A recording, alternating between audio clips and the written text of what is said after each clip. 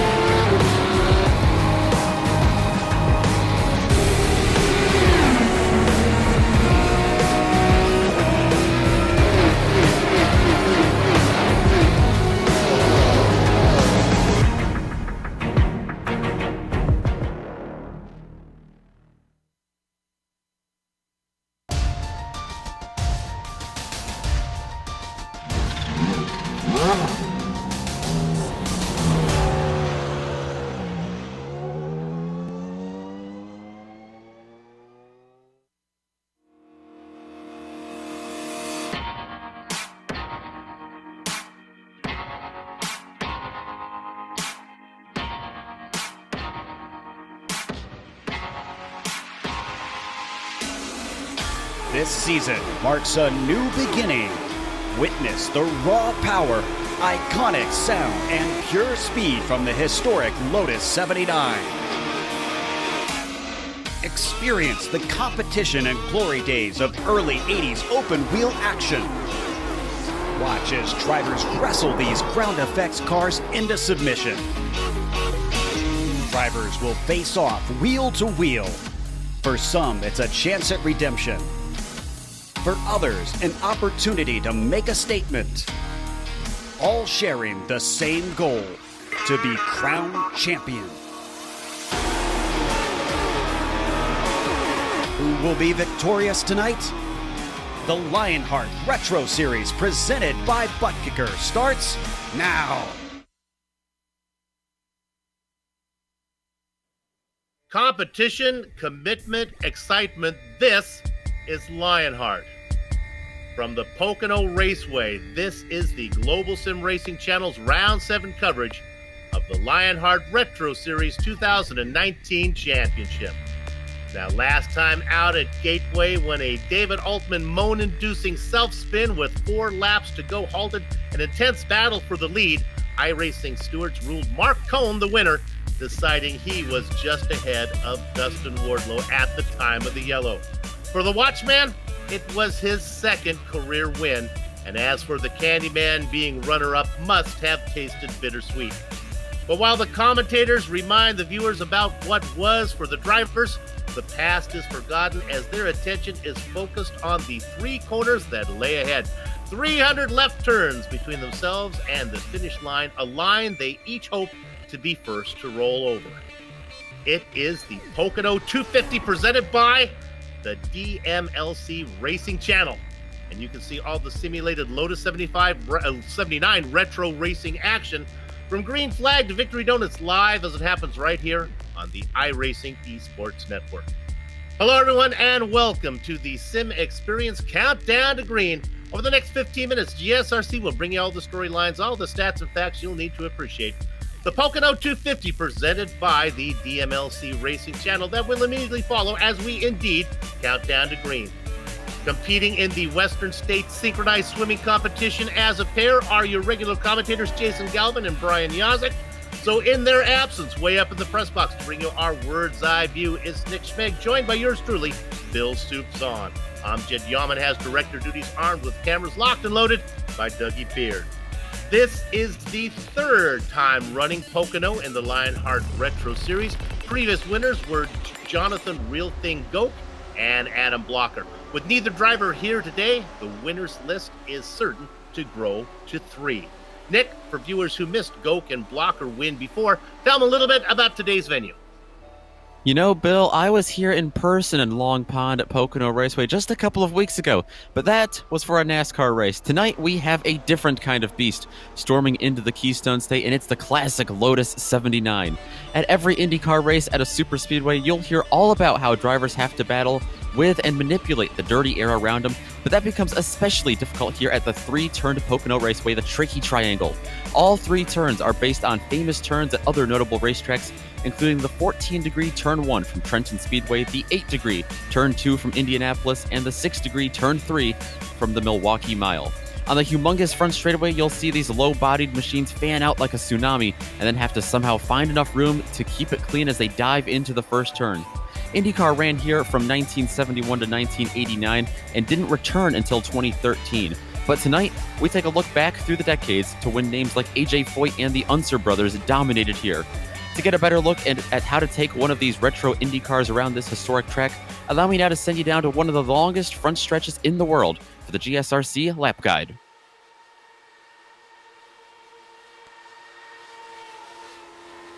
Hello everyone, welcome to the Global SimRacing Channel. I'm Brian Yazek, taking you for a spin around the Pocono Raceway in the Lotus 79. Pocono Raceway is a 2.5 mile oval, but it's not quite your traditional oval as you'll see here.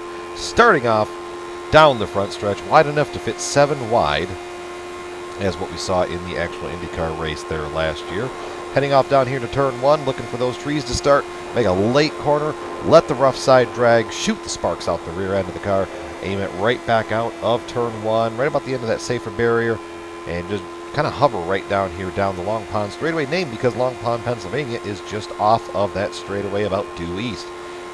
Down here into the tunnel turn. They call it the tunnel turn because that's the tunnel to get into the track. Down here, real bumpy, floating it back out across, kind of aim for that wall. Down here through the short chute, and here comes turn 3. Long, sweeping corner based off of the Milwaukee Mile in Milwaukee, Wisconsin. Coming out of here, aim for the sign on the wall, bring it down on the front stretch. And plenty of time to think, but across the line.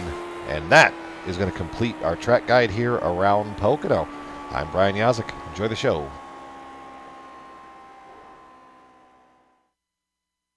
That lap around Pocono, as well as everything on the countdown to green, is brought to you by Sim Experience, the makers of the AccuForce Pro V2 Complete, the premier professional racing simulation steering system. The key to the AccuForce Pro's incredible realism is the groundbreaking direct drive motor control system, providing a driving experience that, when combined with today's best racing simulators, is as close as you can get to driving the real thing. For more information on the entire Sim Experience ecosystem, including the Sim Vibe software, 3DOF, Stage Series Motion, and GS5 G4 Seat, visit www.simexperience.com. And hey, use promo code SIMXLion to get 5% off your next Sim Vibe software order.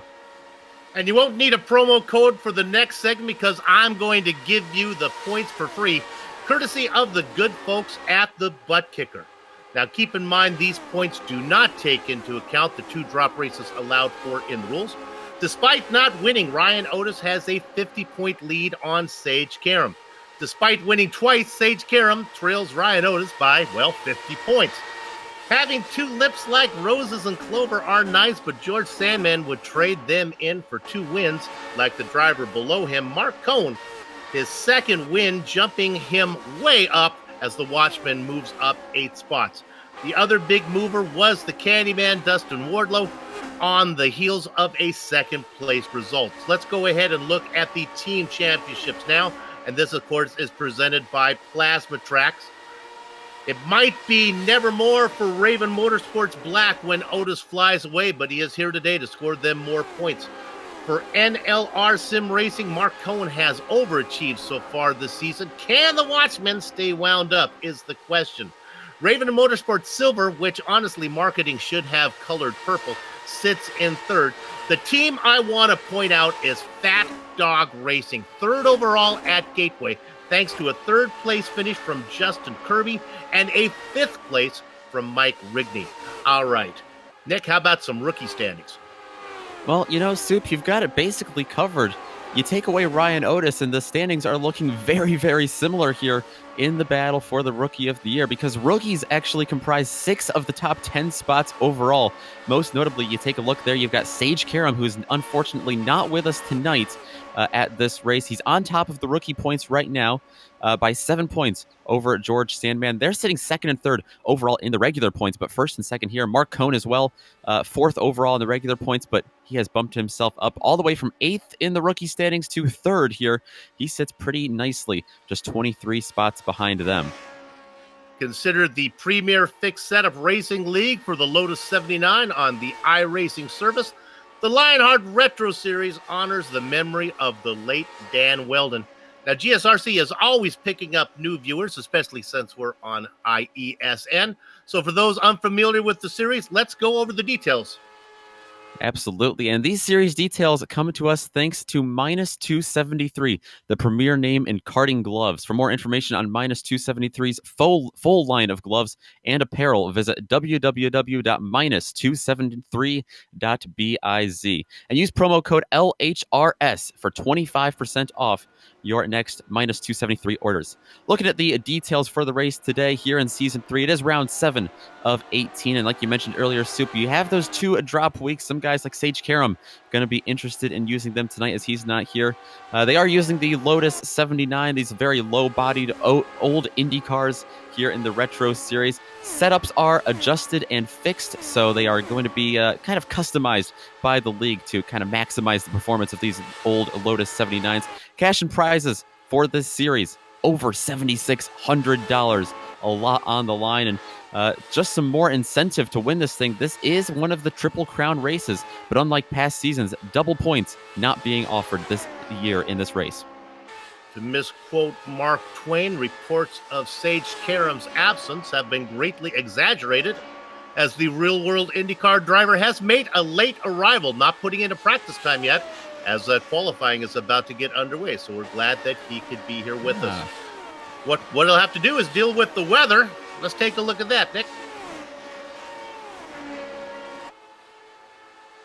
There, you're looking at it, 74 degrees. What do you think, 102 degrees on the track? That's kind of warm. Just a little bit. I saw a couple of these cars get a little snappy loose out of turns 2 and turns 3 especially. That's not going to help them anymore. They're 102-degree track temperature here in the Pocono Mountains. Mostly cloudy, though, so that might come and go. And there you have it. You know, the best on the best in the iRacing service, as well as many of top private leagues like the one you're watching right now, are showcased right here on the iRacing Esports Network. If you haven't done so yet, become a YouTube subscriber. GSRC is proud to be part of the IESN stable of broadcasters. We ride on board with George Enzaldo, one of our onboard cameras machines, the Minus 273 car. George had a good run last round. I watched some of that. It was an exciting event. Things went south for him at the very end. Did not get the results he deserves. Qualifying coming in. No surprise to see Ryan Otis at the top, putting in a 48.9.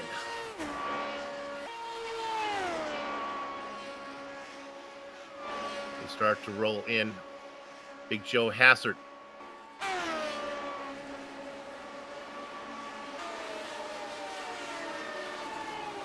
We see a little bit of jumping around. The Watchman moves up to the top. Mark Cohn.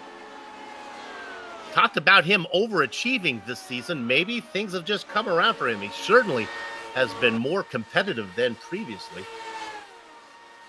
Yeah, and he's coming off a big win a couple of weeks ago at Gateway, too. He'd love to keep that momentum going. Get 2 in a row tonight at Pocono. Nice size field here tonight. About 32 names on the entry list. That's a nice number for Pocono.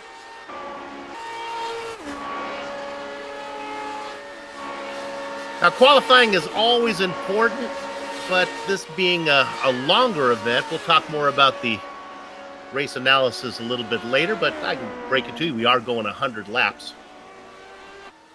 We're expecting 2 pit stops today. Well, probably more if opportunity makes it. But honestly, Nick, one thing I have learned about this Lotus 79 is these tires are, well, my goodness, I'd like to buy a pair for my street car, put them on my Ford Escape, because these guys run a long time on these tires. Absolutely, and sometimes they even get better as it goes along, it seems like. A lot of times in modern-day racing, we see the fastest lap of the race set on, I don't know, lap 2 or 3. These guys, you'll look back at the stats after a race, and lap 67 will be their fastest. It's pretty crazy how much these tires hold up for these guys. You make a really good point. I broadcast one of these races earlier this season where the race was lost because somebody actually changed tires. He didn't lose time because of the tire change. He lost time because the new tires were not as fast as the old tire. Yeah. So That says a lot for what's going on right now as we ride on board here. Oh, that loan's not going to count. We bring that guy in.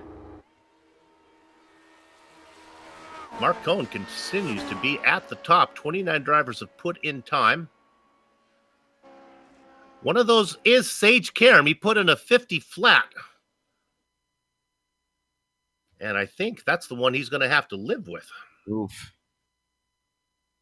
That's all right. Plenty of time for the real-world IndyCar driver. It'll give us something to watch as he works his way through the field. Qualifying is done. Let's go ahead to the grid right now.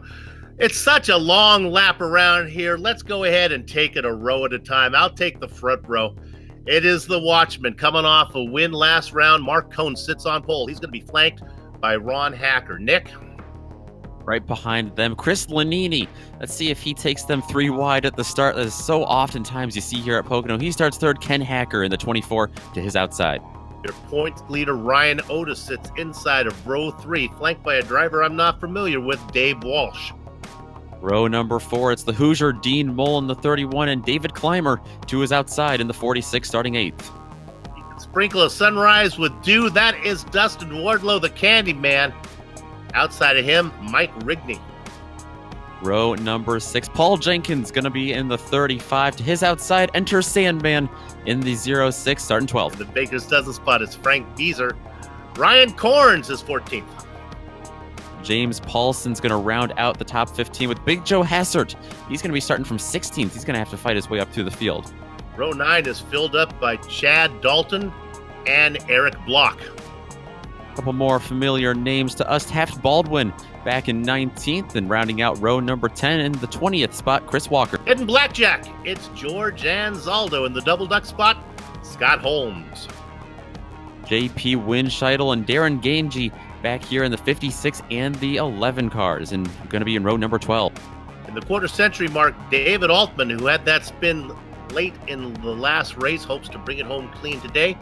Tyson Landis goes 26. In the 61 machine, it's going to be Joshua Gaiman and Finian Cunha. Going to be right alongside him in the 94 and 28th. Last driver to put in a qualifying time at a 50 flat, about 1 4/10 seconds slower than the pole sitter, real world driver Sage Karam. Don't worry, plenty of time to get up. Little train, Lionel Callisto goes in 30th. Right behind them, a couple of drivers that can also did not set qualifying times. Cody Eldred in the 50 is going to be 31st. 32nd goes to Adam Young, and Travis Jurgeliner in 33rd. That's going to round out the field tonight at Pocono. As always, we have a plethora of onboard cameras that we can show you. Mark Cohn in the number 39 will be in the DMLC Racing Channel machine. Check them out on YouTube. We got Mike Rigney in the number 80 Viva Motorsports car, specializing in motorsports-inspired items. vivamotorsports.etsy.com. George Anzaldo in his number 6 minus 273 machine. Durable, breathable, lightweight racing gloves, minus 273.biz. And then, of course, Darren Gange in his familiar Sim Experience machine, providing a driving experience that's second only to the real thing. Visit simexperience.com. Well, look at that. We got all the business out of the way. As they work down the back straight right now, we're about to go racing for real. We're glad you're with us here. Round number 7 of the Lionheart IndyCar Retro Series. So we start to approach the halfway mark.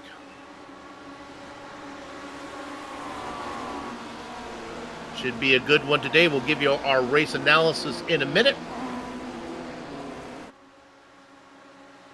Right now, it's time to go racing. We wait for the pace car to pull in. It does indeed. Competition, commitment, excitement. The Pocono 250 presented by the DMLC Racing Channel is underway. And it is the Watchman out in front with a great start. Mark Cohn chasing him. Ron Hacker. Lanini on the top side. No, that's Ken Hacker making a move. Lanini down low as they battle for third. They're going to be side by side down the long pond straightaway for the first time this evening. Everyone trying to get single filed as they head into turn 2. It's risky to go in there side by side. Some guys further back in the field are 3 wide. The bright blue machine you see up on top, that is Dave Walsh.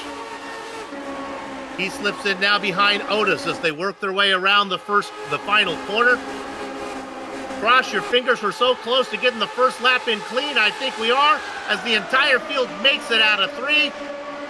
Credit Cone with the lead, lap number 1. You saw Cone there weaving all the way down to the bottom of the track, almost on that checkered flag painted apron. He wants to break that draft back to Ron Hacker and Ken Hacker, for that matter, trying to break that draft and weave his way, trying to break away from these guys. The Hacker boys are both from Illinois right now. If you didn't know better, you thought they'd hailed out of Pennsylvania, as they seem to like Pocono. Ron and Ken racing second and third. Here comes Ryan Otis peeking in on Ken for fourth.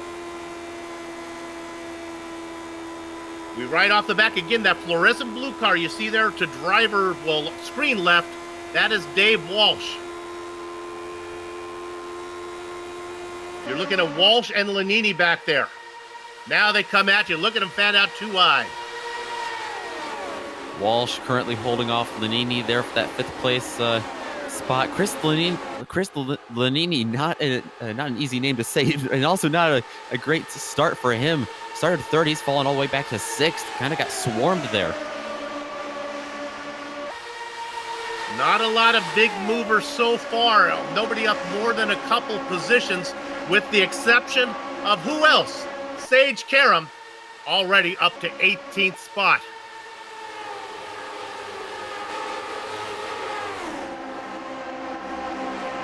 Look back at, they come at you, they line up in a row. Car in the wall, I believe might have been Darren Ganji. I think we're going to continue to race though, as Ganji pancakes it off of 3. Ganji is a tough driver. Bangs it off the wall and he keeps going. He seems to be all right. No body work out there. Just a couple of big old tires in the way. Didn't hit the wing at all. Well, he hit it nice and flat. Front and rear at the same time. He did a good job of just kind of laying it in there. Maybe a little challenge for the lead as the blue car of Ron Hacker takes a peek at Cone. Cone weaving like a loom down the front straight, trying to break the draft on the Hacker guy.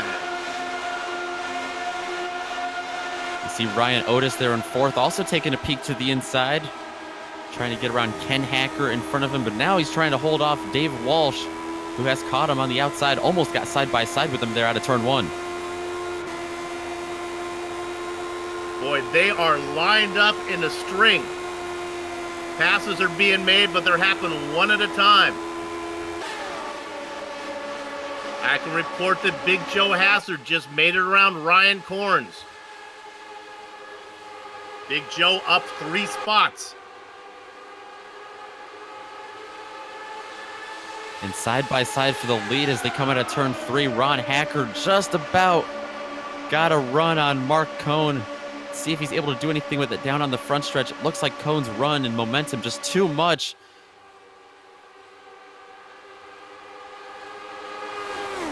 Yeah, Ken Hacker keeps peeking in there. He's got him, or sorry, Ron Hacker keeps peeking in. Got to be careful not to lose momentum.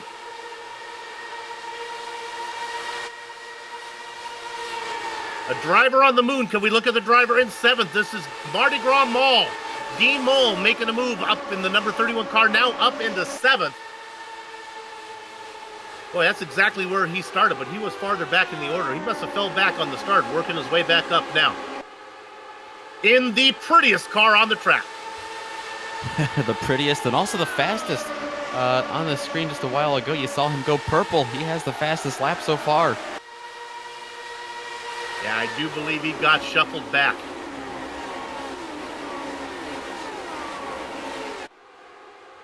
Seven cars up front. Again, ball goes really high.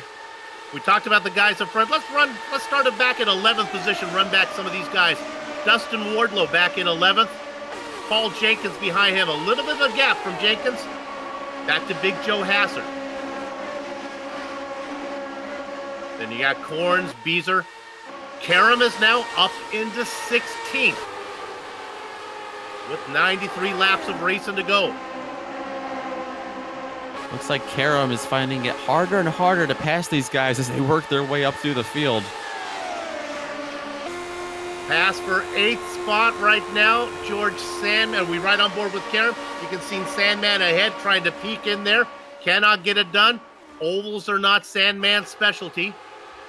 He likes the twisty courses. Another spot for Mole as he goes up into 6th. He got by Lanini on the outside. Lanini was going for the pass on Walsh in front of him. And Soup, you mentioned that momentum, how important it is. He lost a little bit of that. Dean Mole took advantage, and he bumps himself up one more spot. They continue to fan out front, going into the corner. It's not really a pass. You can see Hacker just move to the inside of it if he wants to just get some unturbulent air on the nose. Usually we wait till the yellow flag before we give you our race analysis, but it looks like things are going to settle down. Let's bring it in real quick as we ride on board looking at off the tail. There you go. How far are we going? Well, 100 laps. Now the distance they say they can do on one stop, 35. A 2-stop event. We'll talk more about pit strategy in a minute. Now I think we got a legitimate pass for the lead up front. Trying the outside is Ron Hacker. He'll get some momentum off of 3. Let's see if he can make this stick as Cone is pinned to the inside now. In fact, Hacker gets credit for leading the lap. Now can he finish the pass? I think that's going to be the preferred line in turn number 1. It depends on how much room Mark Cone's going to give him. Cone goes all the way down to the curbs. Got him.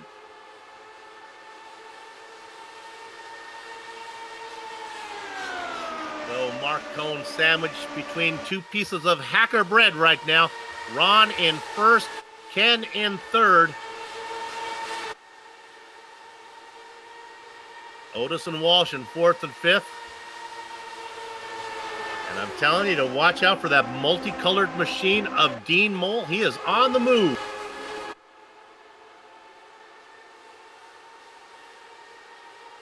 He really is. They were side by side in front of him for a moment. Dave Walsh battling with Ken Hacker. Now Ken Hacker and Ryan Otis in a battle of their own for 3rd.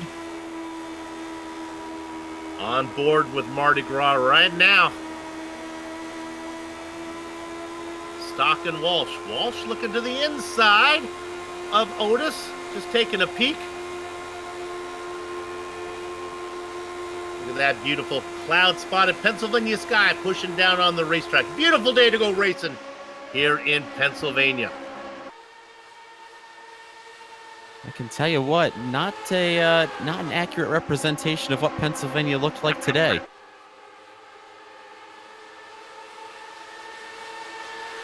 All right.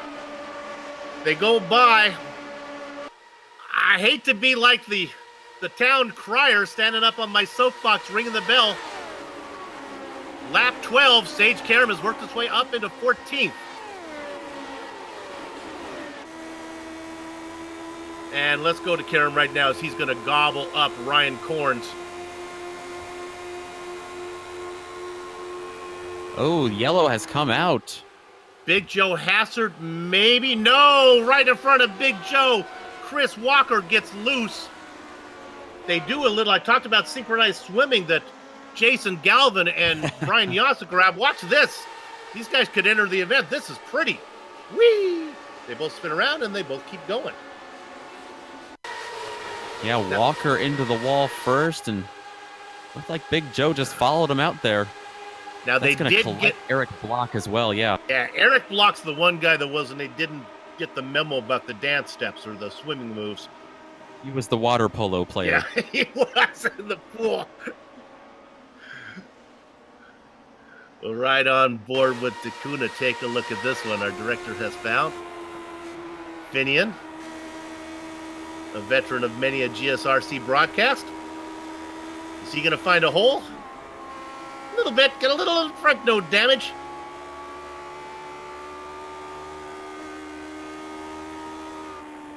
Okay, well, we got ourselves in 13 laps of racing before we had that caution flag. Gives everybody a chance to catch their breath. Sage Karam up 15 spots. Let's see if we can find somebody else to highlight. Well, Dakuna, he is up 6. We just talked about him, but I got a hunch that Finian might be coming in for a little front wing work. I was just taking a look at that. He found a hole, but I thought at first it hit his left front tire and he was going to be all right with it. Yeah, looks like some pretty significant left front wing damage on that number 94 machine. Definitely going to hurt him if he doesn't get it repaired. Now, I will be surprised if we see many pit stops here. I could be wrong, but if I'm on top of the box, I say stay out. Our tires are good. There's no reason to come in until we get to our number. And sure enough, all the leaders are... This is a rare occasion. Soup is right. Looks like some guys maybe further back. Yeah. I think they're all damaged. Well, Dakuna first in with his wing. Yeah.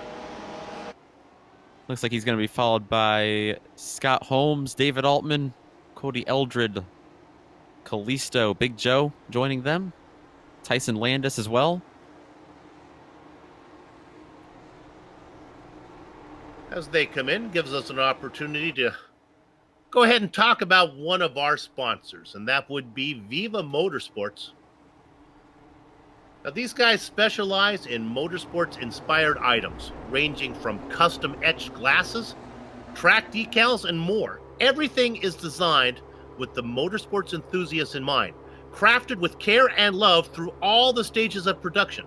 If you're looking for the perfect gift for someone who's passionate about motorsports, visit the Viva Motorsports shop today at vivamotorsports.etsy.com. Now, you're going to be a little late for Father's Day, but you can wrap Dad an internet link. Show him what he's going to get. And remember, when ordering, use the promo code Lionheart for 10% off all orders. Etched glasses. That sounds good. I'm not quite sure what that is. I'm going to go on and... Is that like drinking glasses, or can you get like your car number put on your reading glasses? I'm not sure what that means. We're going back to green. Hey, this is going to be a short caution flag here. The lights are off the pace car. Look at that. Cautions can be very long here at Pocono, but we barely had time to get pit stops in and talk about our sponsor, and now we go back to racing. Working lap number 15 is Ron Hacker. Mark Cohn is following him. There's going to be a pass for third. Otis has had enough. He gets to the inside of Ken Hacker. He's got a long way to go get to the front too, but he gets that pass made. That was a terrible start for Ken Hacker. He just got caught napping there at the start, or at the restart. Ryan Otis, like you said, overtook him. And now Dave Walsh coming up on his outside down the long pond straightaway. Oh, my goodness. Get us sorted out, guys. We got a lot of racing to go. Don't need to go 3 wide in there. Hacker wants that back. Can he keep the car down? Otis gives him enough room. Ryan was worried that Ken might drift up into him. They continue to be Cialis bathtubs now into 3. Back there with butter on his racing gloves is Dave Walsh in the popcorn position watching the show ahead. Otis finally gets third spot. And right behind them, Dean Mole holding off Chris Lanini as well. They were side by side that entire lap as well. Still are. Sleepy Lanini down low in 7th. Cannot keep the momentum up. Mole's going to be able to hang on to 6th. Another 2-car battle. You see him spread out there. That's Sandman in a battle. The car up top is David Clymer. Clymer has not been living up to his first name, as he is a dropper, down 2 spots. Tucking down to the inside, making it a party of 4. Who else? Sage Karam. Ooh, Sandman getting really close to clipping Climber there in turn 3.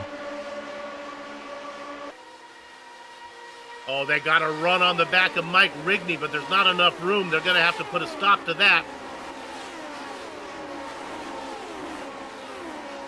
Climber got kind of blocked in behind Rigney. That allowed Sandman to get that position, and now he's thinking about getting Rigney's 8th spot as well.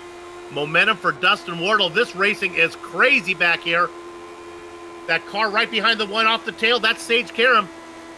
Here comes Paul Jenkins. Here comes some guys with massive runs, including Ryan Corns.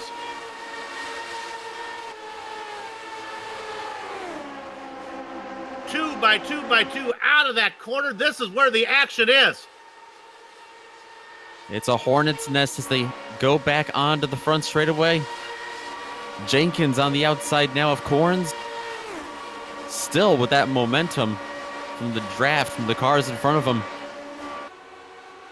It all starts with Sandman. He's the leader of the nonsense in 8th position. Rigney, Climber, Wardlow. Now they kind of get to settle down a little bit. Karam and Paul Jenkins.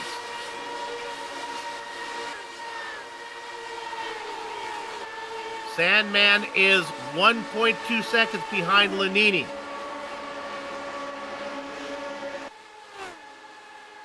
Rigney right underneath. Careful, gives...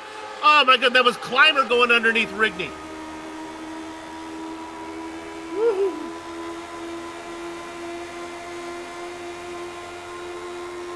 I think all 4 tires were lined up there for a moment. They were indeed. They still are side by side. Climber gets the best. That's Wardlow he's mixing it up with now. What a run from Karam. He's going to get, this is going to be a twofer. 1. Let's see if he gets Climber as well. Nope, he'll have to settle for 1. Moving off into 11th.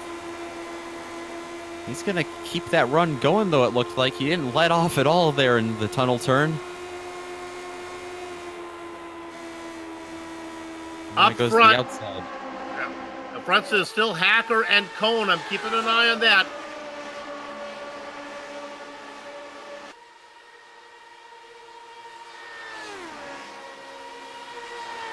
The racing is back here. We'll continue to stay on this. It looks like they're going to settle down a bit. Let's check back in up front as that starts to settle down. The guy's making a move is the fluorescent blue machine of Dave Walsh. He's going to go underneath Ken Hacker.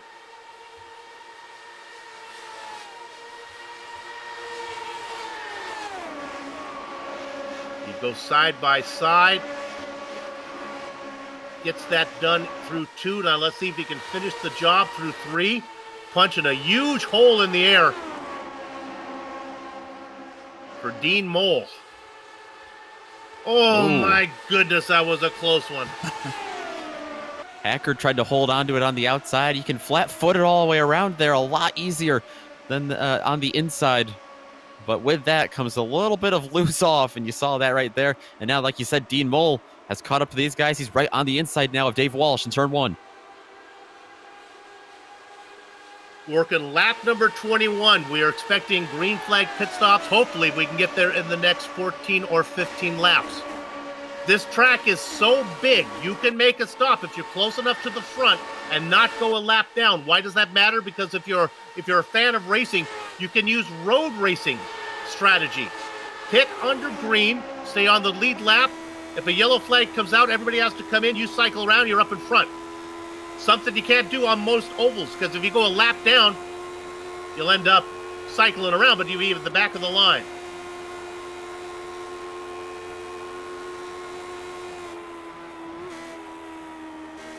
Lap times of 48 seconds. You can't be too far behind the leader for that to work, though. If you're going to do it, you got to be relatively close. Yeah.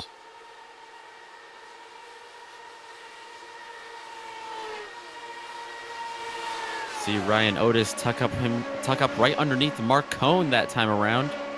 Wasn't quite enough to get a run.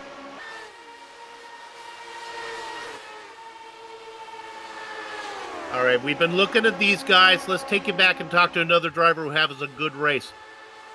Let's go back to 18th position. No, I'm sorry, 19th position right now. Right behind Darren Ganji. This is Joshua Gaiman. He's up, last time I checked, 8 spots. Oh, my goodness. Oh, little bobble. That's JP Winchittle. They're making a... Scared me a bit.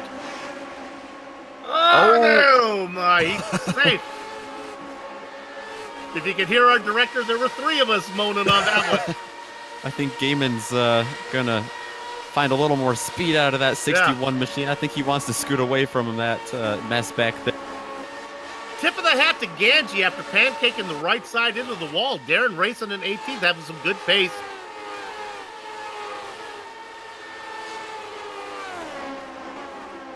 Let's jump up to 15th. Little side battle here with George and Zaldo. Got around Ryan Corns. Last time we saw Corns, he was looking to get up and race with those guys that were in those pinata full of beads in front of him. He's fallen a bit.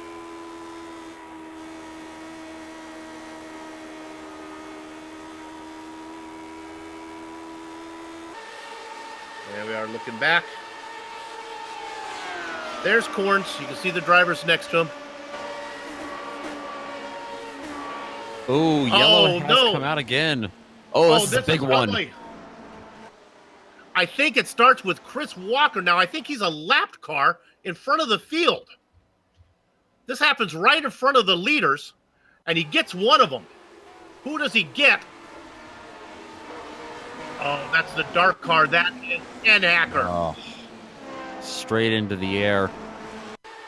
Just launched him.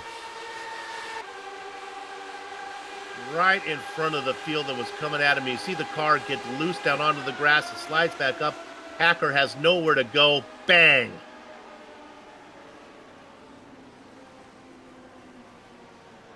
Well, we're going to ride on board with Mardi Gras Mole. Now something... Looks like there was another driver, Ron Hacker, involved in this as well. We maybe got both the Hackers. Yeah. Ron Hacker was further ahead all by himself, trying to control his car after this. Yeah, actually, there are involved more drivers than I thought. Dustin Wardlow also involved in this one farther back. We come back live. Well, let's talk strategy. They said you could go 35 laps. 35 and 35 is 70. If you could get to lap 30, you could go the distance without only making 2 stops. This is not lap 30. This is lap 25. But there's been a couple yellow flags. Do you come in? I think you got to come in. I think it's worth a shot. You're going to be about 5 laps short. I mean, if the math is perfect, but it looks like everyone's coming in. You got 2 yellow flags. You're probably going to get some more yellow flags. And you do have a pace lap that you had to put in. Not quite everyone's coming in. A couple of guys staying out. Looks like Ryan Corns is the first one. David Altman's going to follow him around as well. I would not be surprised if they both don't come in and take a stop. Honestly, if you're at the back of the field, there's no reason to come in now. Come in and top off if you have time. First out of the pits for our leaders, Ryan Otis. The veteran knows how to get it done. Cone and Walsh. And as they head out back out to the track, we'll take a short break. Don't go far. You're watching GSRC on IESM.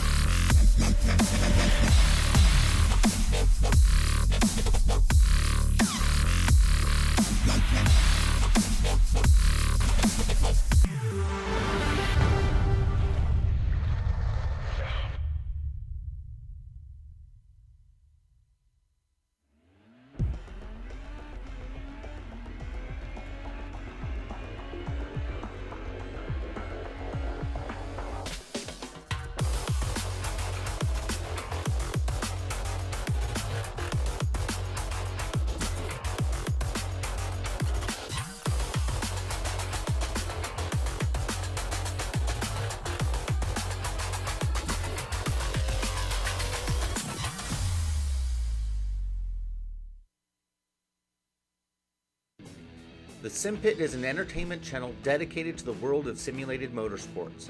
The SimPit is a leader in providing the sim racing community with news, reviews, interviews, DIY pieces, and instructional videos to make sim racing a better experience for all. Check us out at thesimpit.com or go to YouTube and just search for the SimPit.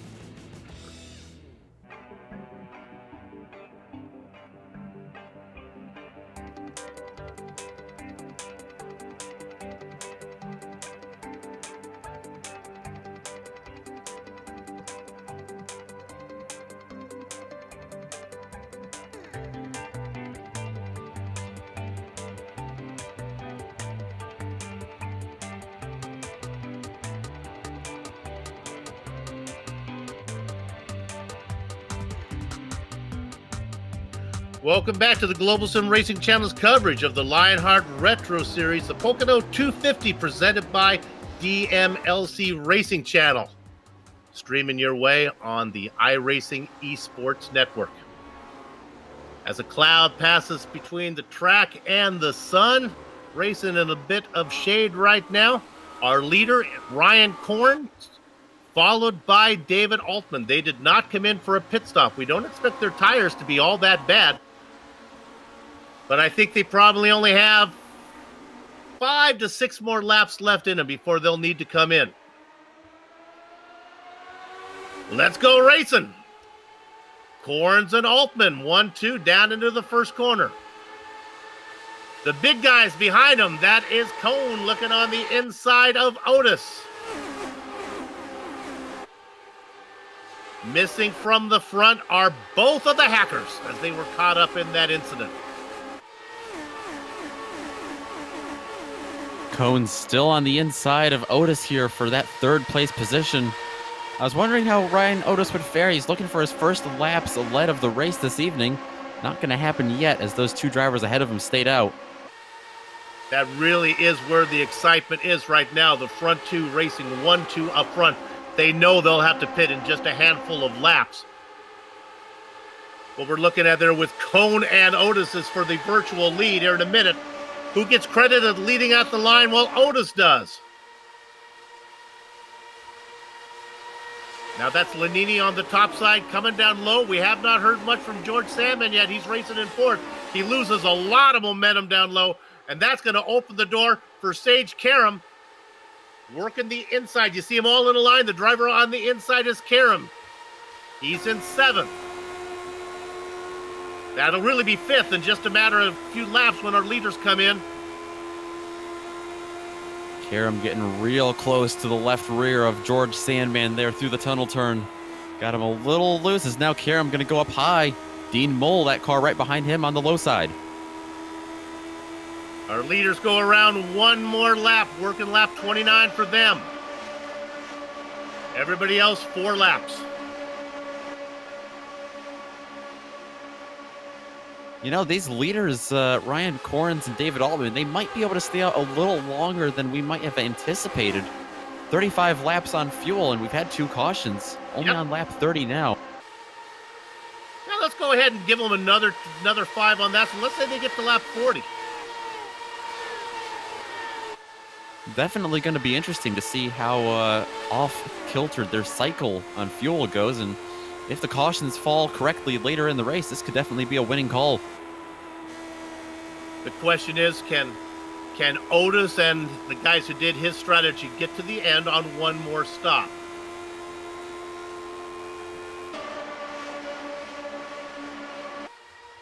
The battle is for 6th right now.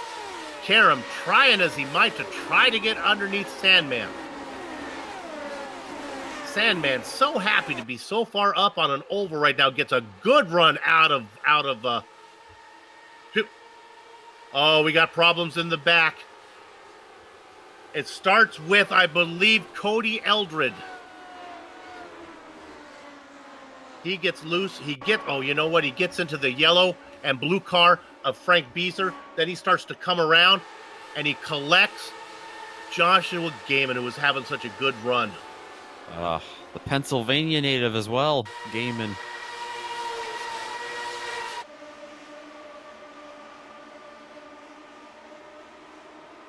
As we see the incident there.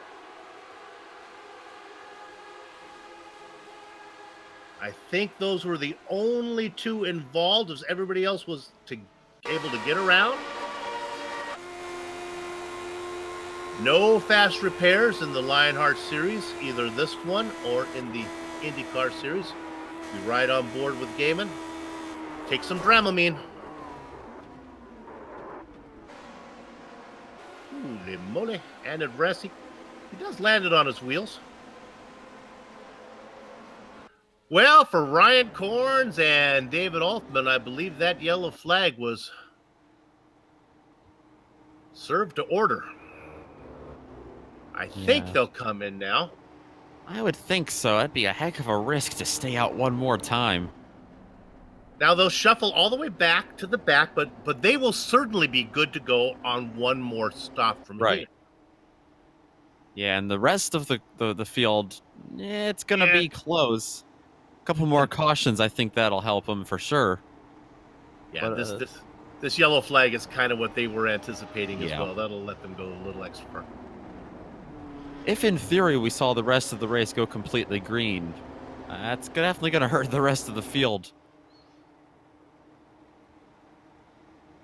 As we wait to see if the leaders come in, and we expect them to. Doesn't look like now. Well, look at this. Okay. Here they're out in front. Well, as they go around again, let's take this opportunity, Director, if we can, to get one more sponsor's plug out of the way. That way I won't have to worry about it. How about minus 273? They are the industry-leading leaders in gloves that are super lightweight and durable, made of breathable polyester polyspandex. Whether you're a karter or a sim racer, minus 273 gives you the control to reach victory lane. For more information on minus 273 full line of gloves and apparel, visit minus273.biz. Hey, I got a promo code for you. LHRS for, my gosh, 25% off your order. I'm going to say that again. LHRS.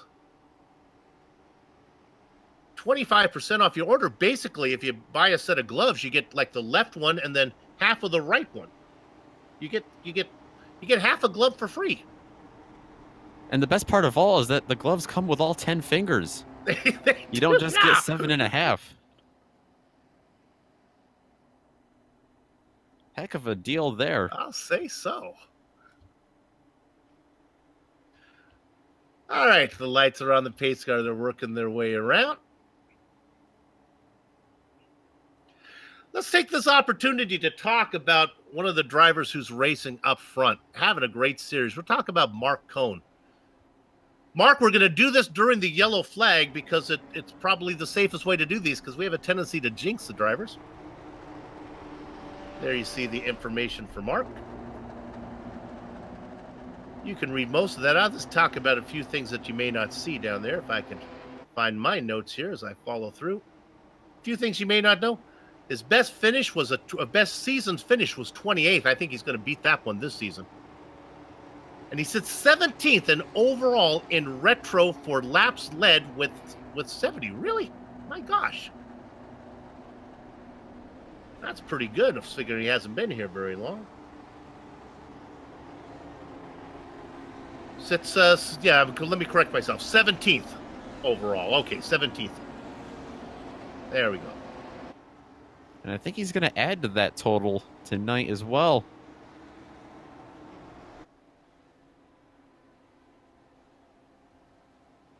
As they work their way around, give me an opportunity to take care of a few technical issues. Helps if I can actually see what's going on, and that'll work.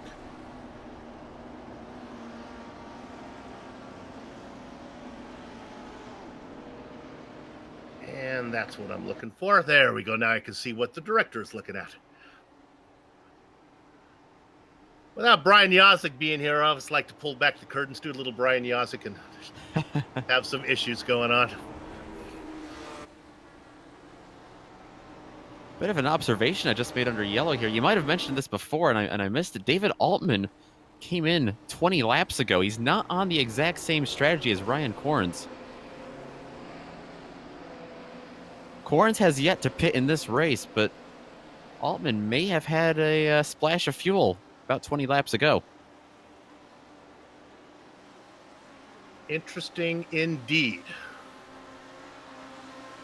Okay, I knew that we would have yellow flags this race, so I came with some filler material. So let me set you up with this. Now, in a previous... Oh, we're going back to green. Okay, good. Well, don't go away, because I got some good filler material for you. You're going to like it. All right, we come back to green. Ryan Corn still out in front, as is David Altman. When will they pit? We think it's going to be in the next, I say lap 42 is when they're coming in. Altman, Otis now in third. He's really our virtual leader here. Already a change for fifth on that start. Oh, as problems further back. This Paul looks to Jenkins. Be, yeah. And my goodness, is Frank Beeser again in that fluorescent yellow and blue machine. Not of his doing. He gets into Beeser. Now, I don't think it was Beeser's fault either. Let's see what happened to him. I think got together. This started up with Paul Jenkins getting into the back of JP Winchell, it looks like. Yep. Winchell was checking up, and then they all got into him. Scott Holmes is the one that came through in the 67 there and launched Jenkins up into the air and on top of Beezer.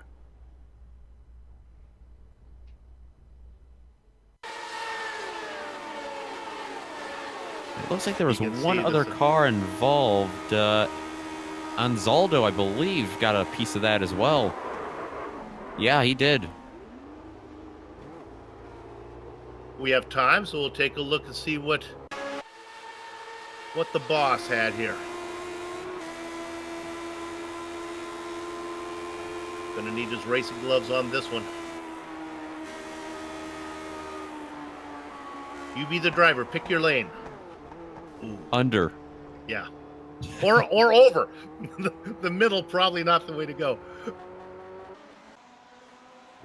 I remember the adage being, if you see a car in front of you, point at it, because by the time you get there, it won't be there. Just so you know, that doesn't work if the car's parked.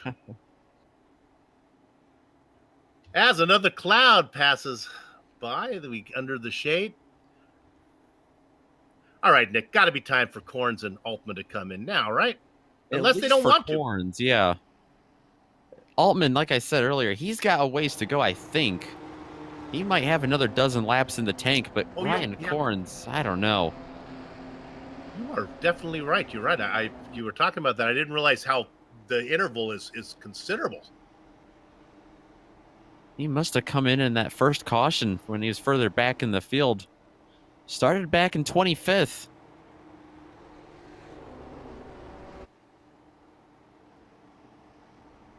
Okay, well, I whetted everybody's appetite, so I might as well go ahead and follow through on my prepared material here. Now, let me set this up. In a previous Lionheart broadcast, I touched on some romantic drama involving the wife of a real-world IndyCar driver and a current Lionheart driver. The action on the race prevented me from elaborating, and since then, I've been barraged by emails asking me to follow up. So with cautions being intolerably long here at Pocono, what better place to finish the story? Okay, so I offer you this audio evidence right now. Oh, it's so hard because we're up against Sage, and I adore that boy. He's so cute. I don't know if you were able to hear that or not, but that was the voice of Emma Dixon, Scott Dixon's wife, talking about Lionheart's own Sage Karam. If you didn't understand what she said, Sage, I adore that boy. He's so cute. So you can I don't want to replay that again because I don't want to add to the drama. You can rewind and listen to that more closely if you'd like. Now, I know Sage's girlfriend, Abby, might be watching. I don't mean to cause any domestic turmoil, but I am a reporter, and my job is to follow the story no matter where it takes me. So I hope everything works out for the Dixons and Sage and, of course, his girlfriend, Abby. With that said, let's move on to some more important information on the track. I tell you, I go the extra mile when I have one of these Lionheart broadcasts to cover. Wow.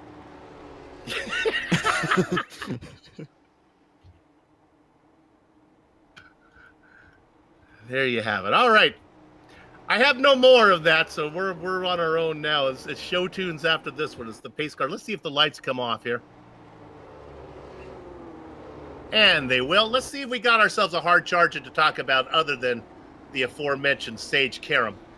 All right, now Altman doesn't really count because he's doing something weird. But how about we talk about the driver in 15th spot? Little love to Travis Jagerliner. Started in 33rd, has cut that in half and then some, Nick, up into 13th. Yeah, absolutely. Not only has Jagerliner gotten his way up to 15th from 33rd, but he has really had to slice and dice his way through a couple of big incidents, including that last one. That 44 car has been underneath some flying projectiles in this race. He's still going strong. Absolutely. Another driver we can talk about is the driver, and my goodness, he is actually in 9th position. This is definitely worth talking about. I'm talking about Darren Ganji. Now, it wasn't more than an hour ago I saw Ganji pancake the right side of his car off of the turn 3 wall, sitting in 9th. Nice job, Darren, in the Sim Experience number 11. You know why he's doing so well? Because he's got all that Sim Experience equipment to race with. If he was using my Maggie Simpson wheel that I use, he wouldn't be able to race right now. But he's I'm selling it, Darren. All right, are the lights off the pace car? We hope so. All right. I'm done.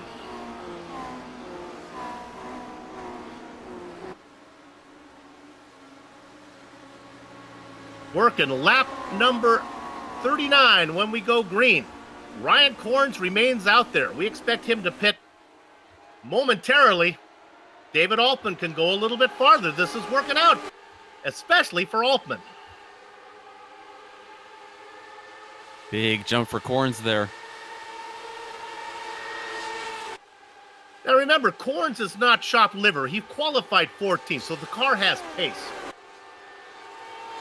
Altman was a little farther back in 25th. I am happy to see David doing so well after, well, David, I was watching the last round, and I won't say how the words that came out of my mouth when a yellow was caused close to the end. Hey, it happens, baby. But you're out there now showing you got some pace in you.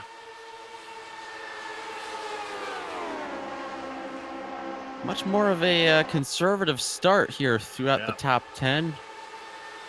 Not fighting with each other nearly as much as we saw them earlier in the race.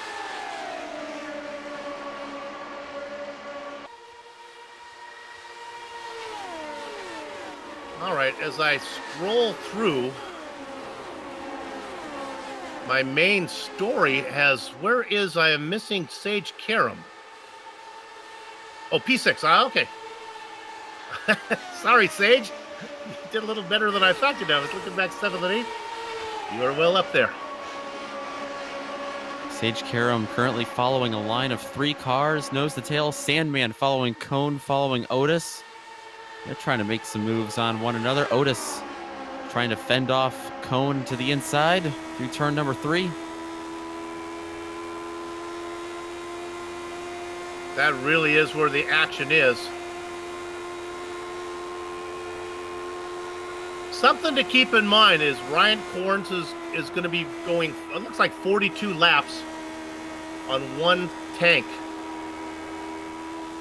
In case we get a caution flag here with, well, let's say on lap 60.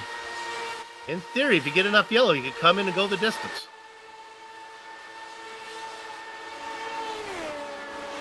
Things will settle down. We have done enough of these Lionheart Series races, both the IndyCar and the Retro races, to know that things are often a little bit hectic early on. Things settle down. No fast repairs. The herd thins a bit. The adrenaline starts to lower. I need to start putting in miles. Yeah, I think logging off laps definitely at the top of everyone's priority list, especially up at the front here. Maybe not for those two up at the very front, Corns and Altman, still dealing with some math in their heads. And remember, this is sim racing. If you're an American driver here on the West Coast, it's a comfortable 8:41 in the evening on a Thursday night. If you're on the Eastern Seaboard, though, you're 20 minutes away from Friday. It's a school night. I graduated, Bill. There you go. They're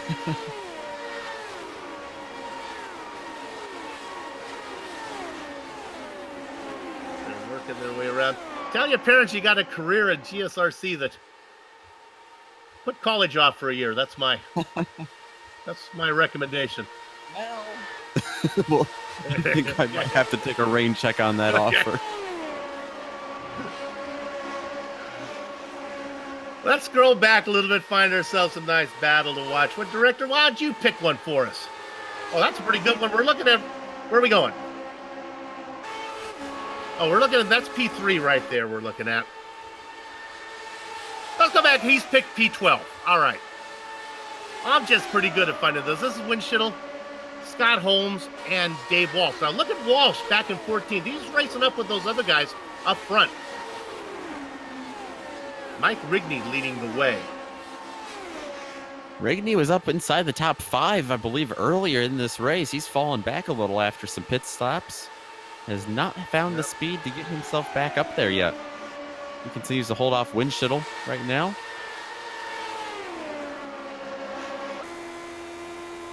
The other driver we see in the very back, if you look back, you'll see a little dot back there. That is Jägerleiner. We talked about him.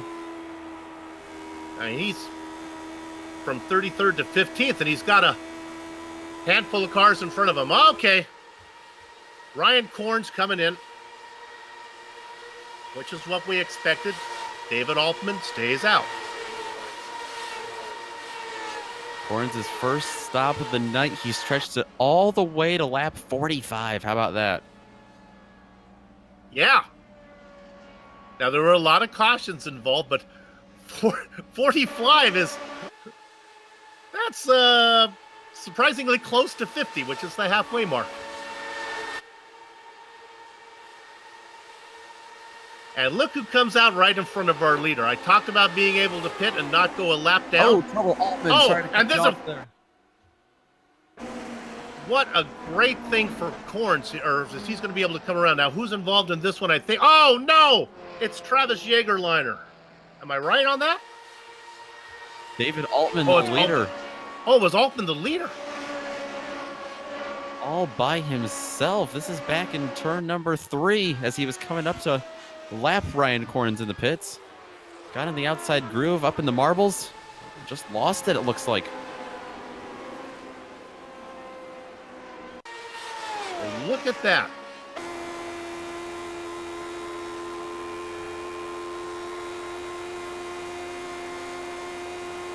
Fortunately, he was far enough ahead of the field where Cones and Sandman and everyone was able to get around him.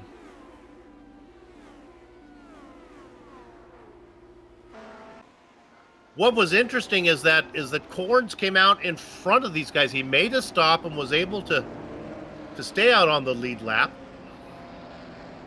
Yeah, that's a huge benefit for him.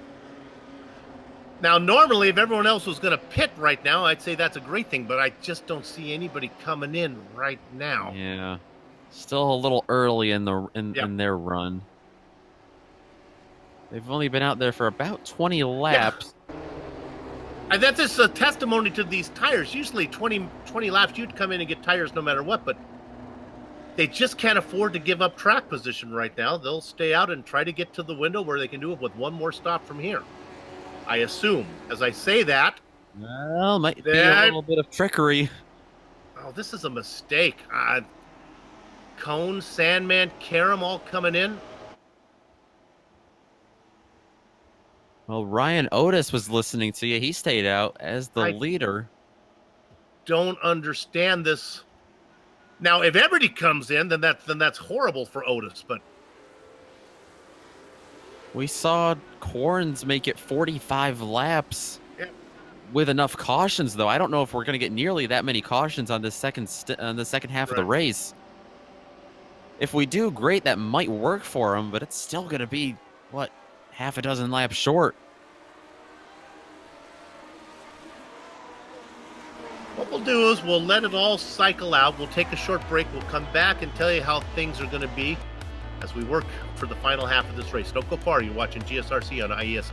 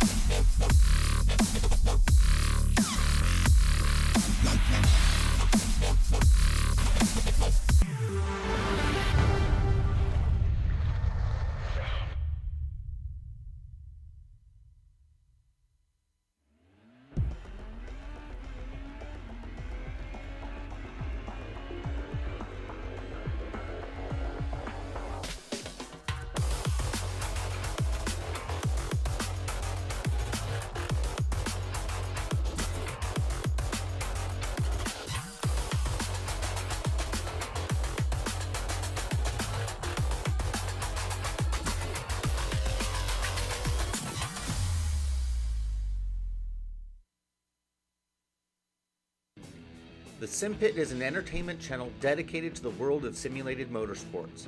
The Sim Pit is a leader in providing the sim racing community with news, reviews, interviews, DIY pieces, and instructional videos to make sim racing a better experience for all. Check us out at thesimpit.com or go to YouTube and just search for The Sim Pit.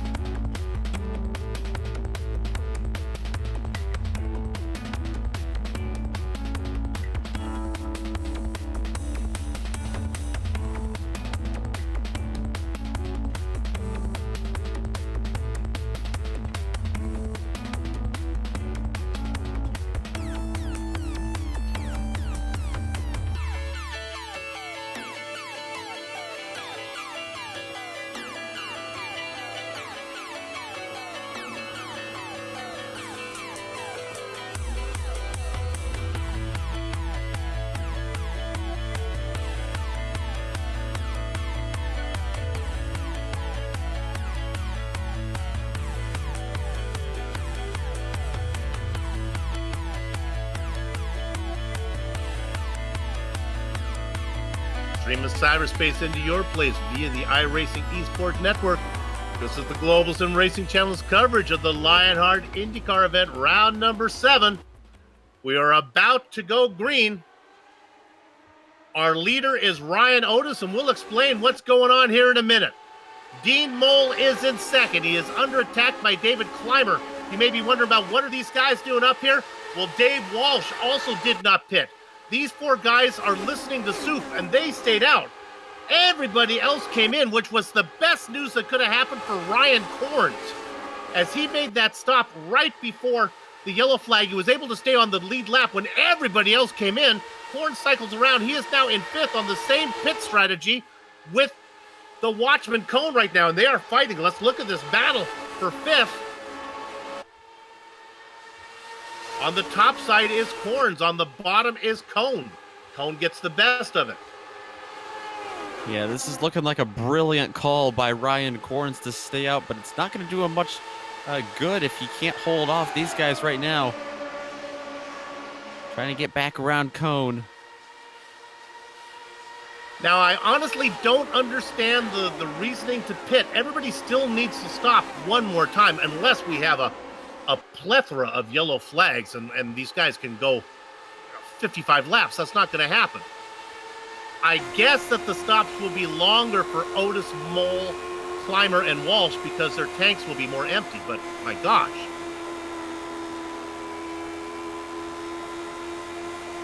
Karam now has made his way up into 6th. Ryan Korn begins to fall a little bit as Sleepy Lanini gets around him on the top side. Oh, who is this now? That's Karam. Sage Karam coming in. I don't think boy. he needs to come in. He's not in his window to go the distance on one more stop unless our numbers I've been given are totally wrong. Abby, I don't know what your boyfriend's doing. This looks like a drive-through. I'm not sure if he had a black flag from something. Ah.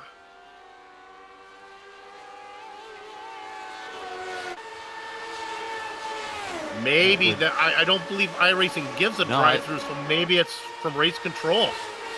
Well, I'm not seeing any. Wondering if, I don't know. Yeah, it would have been a stop and go from iRacing, and I'm not seeing anything from the race stewards. Well, we'll find out. If we don't find out tonight, we'll check in, dude, and we'll have it for you on the next broadcast. Clymer, Walsh, in a battle for 3rd. They're on a 25-lap stint. They can go for considerably more laps.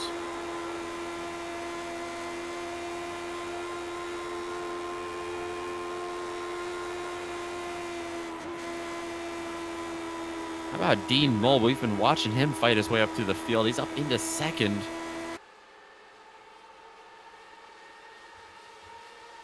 Indeed. And while that's a little bit of a faux 2nd position as it was done from pit stops, he had the pace to race with these guys. In fact, Otis and Mole were both up there racing near the front. Dave Walsh was racing near the front early on until he fell back.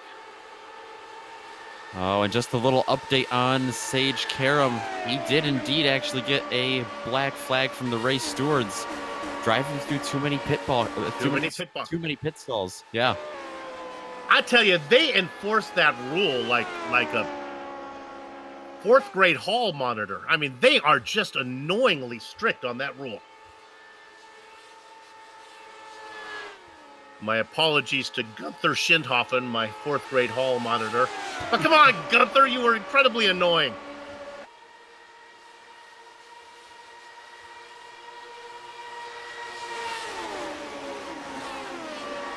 Let's check in on 8th. Brian Corns is about to be passed by George Sandman. Corns trying to do his best to stay up there racing.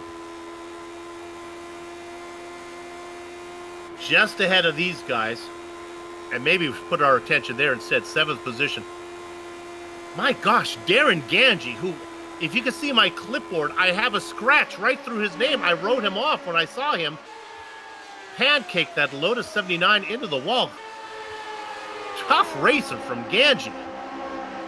Yeah, he's not letting that slow him down at all. He has fought his way back. Indeed. And it's not like he's showing up late in the race either. He's showing up, right halfway through. Yeah. If he's that good now, he might get even better later on. He continues to try to chase down Chris Lanini ahead of him in 6th.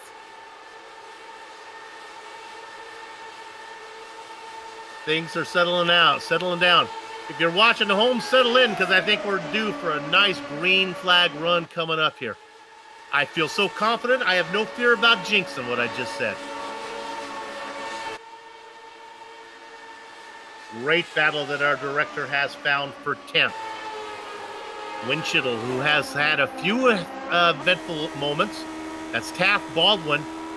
And Little Train, Lionel Callisto, have not heard much from him. Started 30th, up 18 spots into 12th.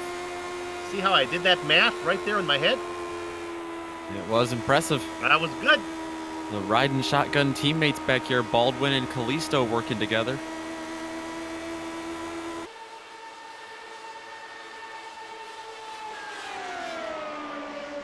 Talked about riding shotgun. There they are.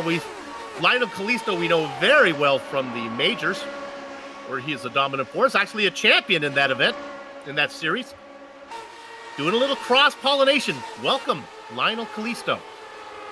Right in front, that's Baldwin trying to get underneath. Can he make it stick? Don't drift up into windshield. He does. He's okay. Let's stay on this one and see if he can get it done. Punching a huge hole for Little Train. Callisto right behind him goes down low as well. As Baldwin did get by him there in turn 1. See if Callisto can do the same thing. Well, this might not be over. Ahead of him. Oh, a little bobble. They touched. Wow, they were both going straight, too. I don't know why JP and Taft got together. JP did a good job of... JP, you're scaring me. Here it comes back again, and these guys continue to... I don't think this is a dance here. This is not choreography. These guys are fighting. Oh, winch settled really high there at the exit of 3. Had to drift it a little bit. Go down into 1 again. The best view in the house from Callisto. Baldwin now gets a run, and I think he'll have the momentum to finish the job. So congratulations, Taft Baldwin, up into the top 10.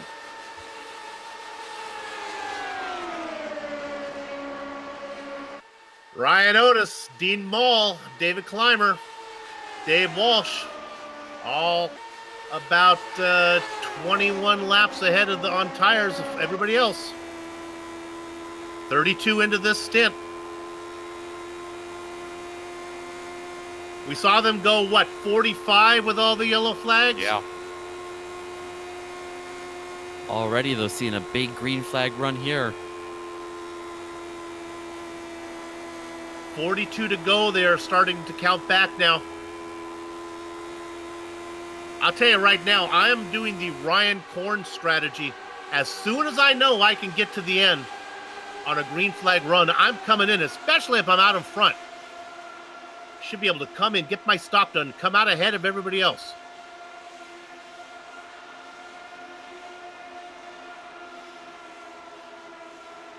.41 to go as they cross the line this time. Ryan Otis, a veteran of not only the Retro Series, but the IndyCar Series as well. Here's a pass for second on the top side. That dark machine up on top, that is David Clymer. Now beginning to live up to his last name as he picks up another position. David, only one more to go and you've reached the top of the ladder, baby.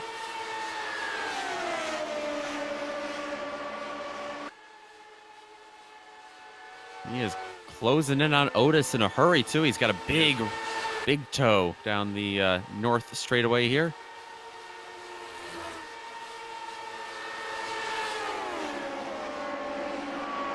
How was your NASCAR experience? Well, if you saw the race on TV, but nonetheless, always a fun race to go to.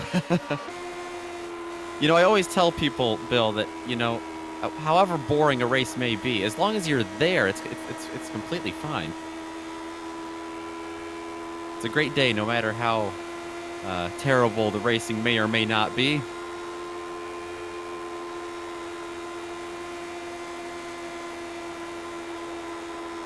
Otis, Clymer, Mole, and Walsh. You can see him on our tower to the left. Hope you're all enjoying the new overlays we're using here at GSRC. I like them. My wife likes them. Dave Walsh closed on these three in a hurry. He's looking for a podium position. Tucked up right underneath Dean Moles. Ahead of them, Clymer. He's looking to the bottom for the lead here. Oh, my! Right rear to left front, but Ryan Otis comes out of it. He's going to lose all sorts of momentum. That's going to let Mole have it if he wants it. Mole does not. Dave Walsh says, okay, I'll take it if you don't want it. He gets one. He'll have to back off, though, as the momentum up top. But how about David Clymer? He has worked his way to the top. I personally think the two fastest cars out there, Ryan Otis in second and Mark Cohn in fifth, both on different pit strategies, but I think that the racing gods will find them together before this is done, like two generals on the battlefield. And speaking of Mark Cohn, all this battling with these front four has allowed him to close in on him as well. We've now got a 5-car battle up front.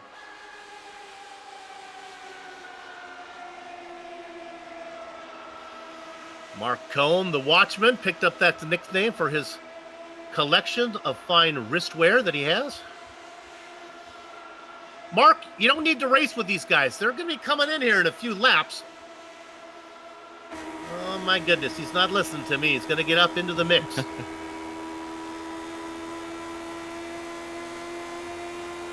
I think he's trying to put some distance between him and the guys he's racing with on the same strategy, like Lanini, George Sandman. Let's go back to ninth real quick, Director. This is 3 wide. They're racing in position. This is Ganji on top. Ryan Cones, and back there is George Sandman. Oh, boy, I really thought it was not going to work out well. They were kind of going into that corner in Blue Angel flying wing position. Now Korn stuffs down underneath. Korn's back to the outside. As now you've got George Sandman looking to the bottom of Ganji. Ganji's looking to lose possibly 2 spots in this lap. Way on the outside of turn 3, almost into the wall. And all this nonsense has left Taft Baldwin. Remember him? We saw Baldwin make his way up into the top 10. Here he comes now. Up on the back of Sandman. Diving down low. Ganji can't get it done. Boy, he is aggressive. Up front, things much more tame. Otis back out in front of Clymer. Mole, Walsh, Cohn. Lanini getting up into the mix. But the action, there you see our leaders. No, yeah, the action is back where we're watching right there. There it is. Now Korn looking down low. The Maple Leafer trying to get that pass done. Not going to happen for Ganji. Didn't work coming out of 3. Try it into 1. 2 wide and 2 deep.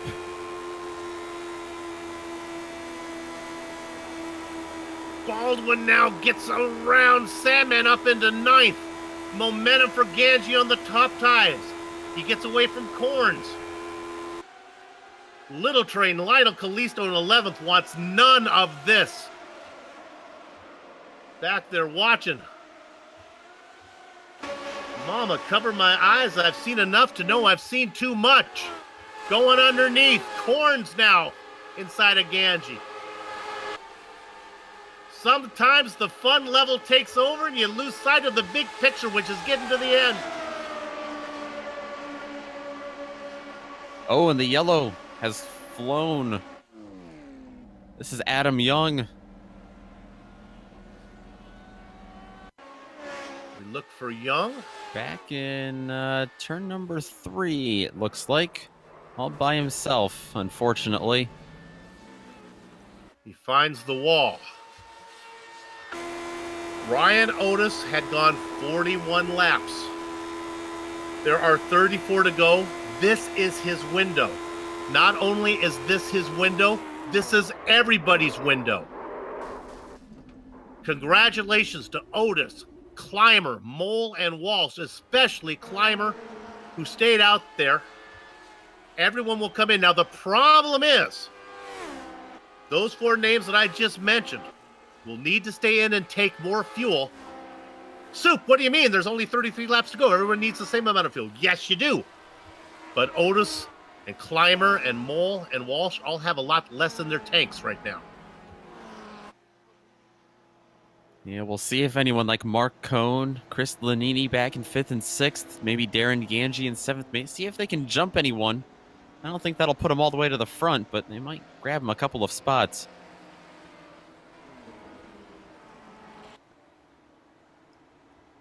Listen, gentlemen, there are no decisions to be made here. This is pit stop time. Well, with the exception of somebody who's on the lead lap, I'm going to see if anybody has a chance. Now, everyone's got to come in. And a big break as well for Sage Karam, who, remember, served that black flag penalty. He stayed on the lead lap. This is going to re-rack him with the rest of the group up to 6th. He is in 16th right now, but on the lead lap. Catches him up. He's in 16th, only 15 cars between him and the lead. Again, my math skills are just on fire tonight. All right. Otis, Clymer, Mole, and Walsh. They come in 1, 2, 3, 4. All you little soldiers in Soup's clipboard army, mark that down. I'll be surprised if Otis, Clymer, Mole, and Walsh come out 1, 2, 3, 4 when this is said and done. Who's going to be leading? Who's going to come off first off the pit lane? It's going to be the watchman, Mark Cohn. Lanini might be in second. Nothing more boring than watching an iRacing pit stop, but we're going to do it. Oh, little contact, actually, it looks like. Dave Walsh and Mole. And Mole totally gets in trouble, misses his stall. That's going to kill their chances of being first out. Cohn at the very end, his last pit stop, he is out first.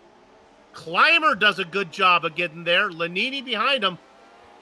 Ganji in 4th. Otis way down to 6th. I think Dean Mole was the one back further. He got into, where did he get into? Oh, it was actually someone getting into him. Dave Walsh. Definitely some damage on the front of the 07 of Walsh. As he... You know what? It was really, if we look at it, if we get a chance of Walsh, Walsh kind of follows him. Watch Walsh in the blue car. He kind of follows Cohn in. Cohn just goes into his pit box. Yeah. And Walsh follows him. I think him. he was hoping to go through him. Yeah, but he wasn't in the boxes yet, so he couldn't go through him. Are we right on board with Dave? Boink. That's a tough break. Well, I told you pit stops were boring, and then I lied to you. That was, yeah.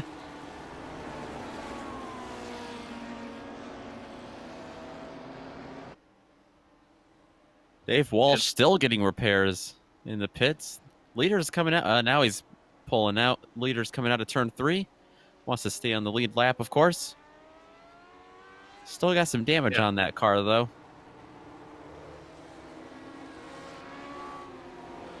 So I don't want to keep hammering this point home, but he is a real-world IndyCar driver, and he is way up in the points. So let's talk about Sage Karam.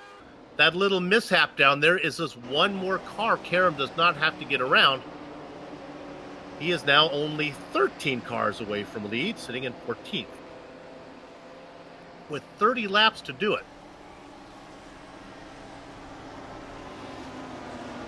Oh, we have a... Let's go ahead and bring down a... I'm not sure who we have here, Director. I cannot see it. Oh, Adam Young. Yeah. Adam, hey.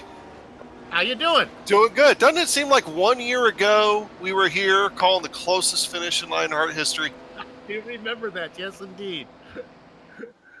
Well, I gotta apologize for bringing out the caution, guys. We had a really good green flag running there, and I knew the looseness was coming in the car because it's getting really free at the end of runs, and it still snuck up on me.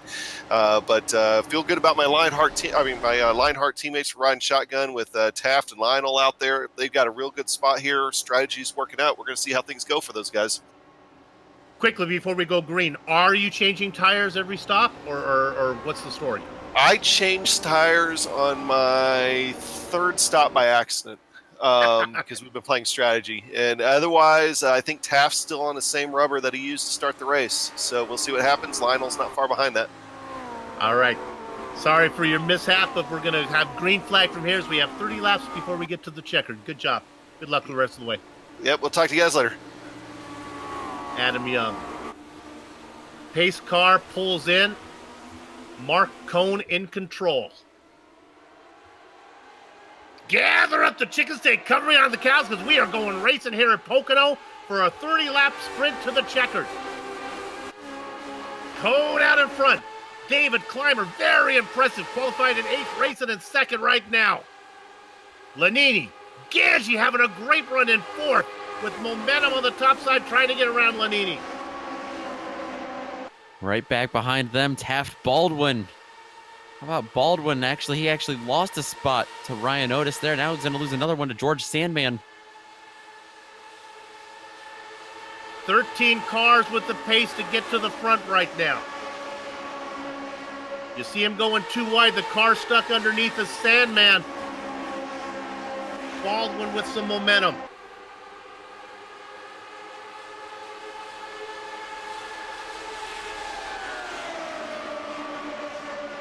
$29 to go, and we can go. No more pit stops.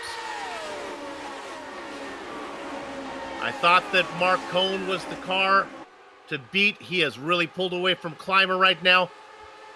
Otis, after having to take that long pit stop, working hard to get up there, trying to get inside of Taft Baldwin. That's the riding shotgun driver, Adam Young's teammate that we just talked about. Yeah, he just lost that position actually to Taft Baldwin for a moment. Looks like he's going to get it back on the inside, headed into turn number 3. That's George Sandman behind him on the bottom, Dean Mole on the top. Meanwhile, the front 4 start to pull away, which includes Darren Ganji having a great run. Lanini, Clymer, all on the tail of Cohn. And happy to stay there, I believe.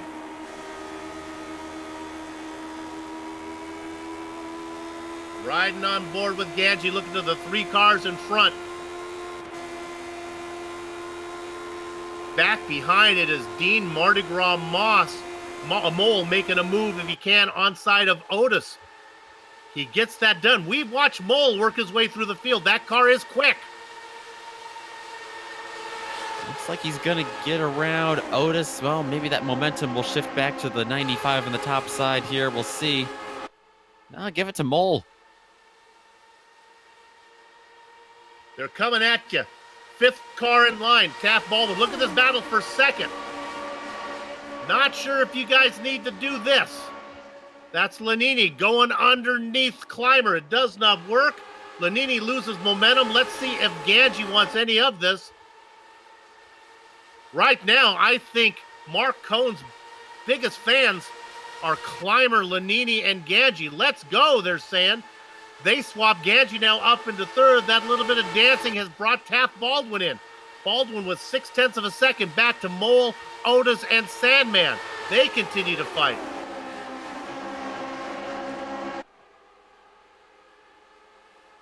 Passing not easy here at Pocono. Let's start paying attention to how the drivers are doing as we get close to the end. What line will Cohn take if he has to defend?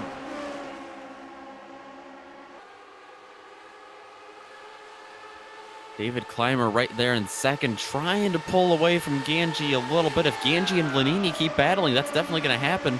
Here goes Lanini once again to the inside into the tunnel turn, but almost a little bit of a block by Ganji. That's going to allow Taft Baldwin once again to scoop him up. Baldwin on the move. We talked to Adam Young. We find out now how good he thinks Baldwin's car is, racing in 5th. Ganji up to 3rd with visions of 2nd. Ganji, you saw it, almost put that car in the wall again. Soup, I know how many inches are on this track. I'm going to use them all, says Darren Ganji. Underneath Clymer, but he can't make it stick. The momentum to Clymer. He gets it back edge. He tucks back up into 3rd. This lets Cohn drive away. I thought Cohn and Otis were the class of the field. Ryan Otis having no ground making up. Having no luck at all. Back in 7th. Lanini down on the bottom of Ganji once again in turn 3. Oh, into the wall. I got him that time. Ganji straightens it out. He's out into pit lane. Took too many bites of the turn 3 wall.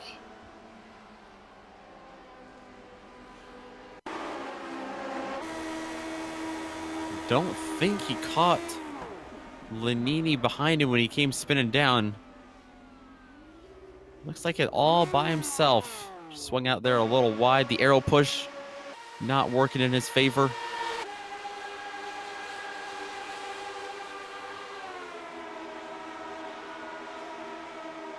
There it is. It got him. That was his Achilles heel. And it finally snapped.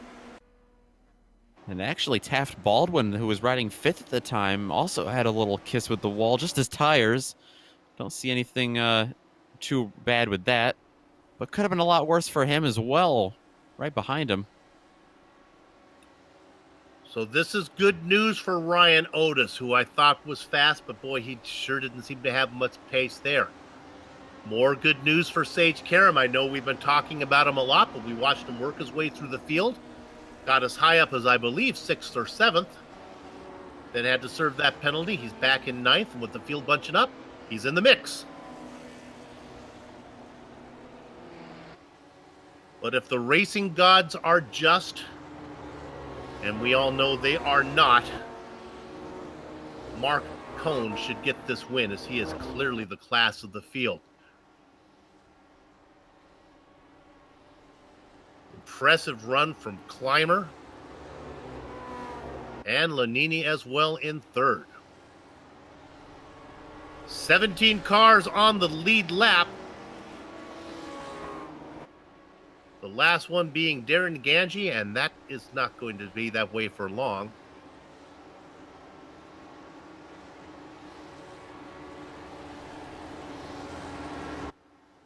Few drivers topping off for fuel, I guess, or maybe fresh rubber if they feel so inclined.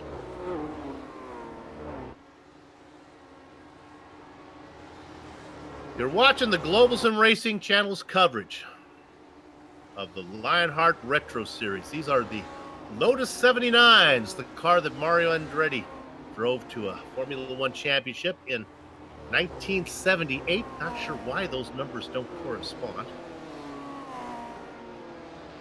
Fitting you mentioned Mario Andretti. We are in his home track, Pocono Raceway. Didn't think And actually, about that. now that I think about it, also Sage Karam's. He's down in Nazareth, Pennsylvania, about 40 minutes down the road.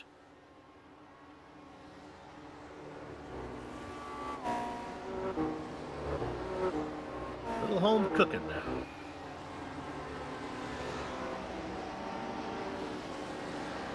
"23 laps to go." All right, Nick. Not going to let you pick Mark Cohn. That's just too easy. Find me a winner somewhere not in the lead. I like Dean Moll's speed that we've seen him progress through the field today. He's back in 5th. He's passed a lot of cars, but he kind of gets a little unlucky with how these cautions have fallen. He'll fight up, get 4 or 5 spots on a green flag run, and then a caution will fall, and he'll kind of stall out for the next little while. But I like him if we stay green the rest of the way. I agree. That's a good pick. We've probably seen him pass more cars on track, other than Karam, who of course had to do it, and he's having to do it again.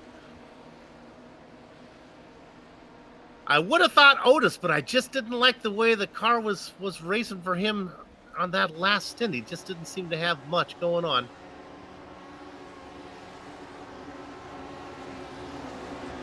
There will be no more pit stops. Yeah, all this dirty air. You mentioned Ryan Otis there. All this dirty air really playing a big factor in the field. Track position is key here. You want to be up front. You want to be the leader. That is the safest place to be. I mean, we saw Ryan Corns dominate this race when he was in the lead. Well, now he's back in 12th and haven't heard from him since he's fallen back to the middle of the field. If you're watching on the East Coast, happy Friday, as we've made it past midnight for you all.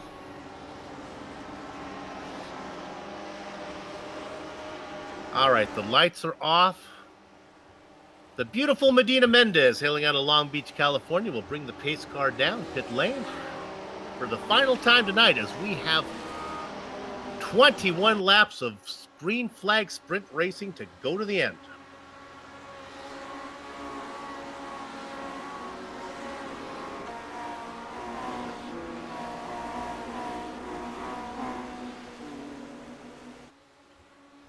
Coming out of the final corner, Mark Cohn, coming off a win last round, already has 2 wins this season. Anxious to get his 3rd. Can it be done? Nobody else has more. Great jump from Cohn. Right behind it, David Clymer, qualified in 8th, has the pace to race up front. A battle for 3rd.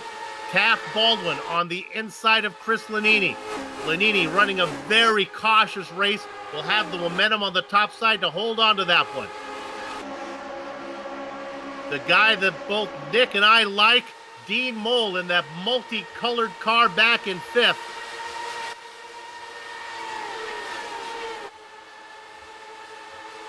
Otis under attack from Little Train Lionel Callisto. You can see them side by side.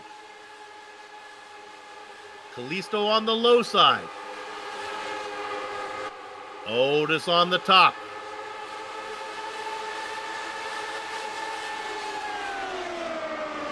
"15 cars on the lead lap. Finian DeCuna, the last one of that, well off the pace, not a threat to win. Everybody else still in connection with the leader. Mark Cohn, look at Cohn stretch it out. Diving down underneath Taft Baldwin. Yeah, Baldwin with an aggressive move there. Already got around Lanini on this lap in turn 1. Now he's looking to get around Clymer in turn 2. And now turn 3, still holding that line. How about Dean Mole on the outside? There we go. Mole gets one spot, has momentum. Is he going to try to squeeze it in between the wall? I think he is. And Clymer, he is. He's got nowhere to go as he runs up now on the back of Baldwin. But those two will lose momentum. Watch Mole get a run off of here. Here it comes. See you later, Clymer. Oh. Big bobble out of Clymer there. Lost a lot of momentum. He lost one to Mole, and Lanini now looking on the bottom of the tunnel turn to get around him. Got to be careful. Tucks up right underneath him. A little contact made there, I think, between the two. Lanini on Clymer like a scuba suit on the Fat Man. Lanini still squiggling a bit. Right in front of Ryan Otis. Really going out wide as Clymer, but he keeps it off the Darren Ganji turn 3 wall. All this happening behind, right behind a weaving Mark Cohn down the front straightaway, trying to snap any toe back to Taft Baldwin in second, who is closing in on him for the lead. Cohn weaving for a reason. A little bit of drunken sailor racing going on from Cohn right now. Trying to break the draft. Baldwin getting to the outside. Look at the momentum from Mole. As they go too wide, watch out for Dino. Mole going to be pretty content riding back there in third for now, it looks like. Oh, but a big wash up the track for Cohn right ahead of Baldwin. Does Baldwin have the momentum on the outside?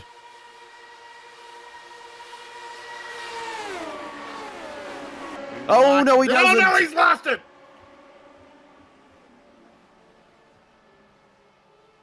I don't believe anybody got him, right? I think it was clean. All by himself. Just snapped. Heartbreaking way to end a fantastic race for Taft Baldwin after starting back in 19th. fighting your way up there, battling for the lead.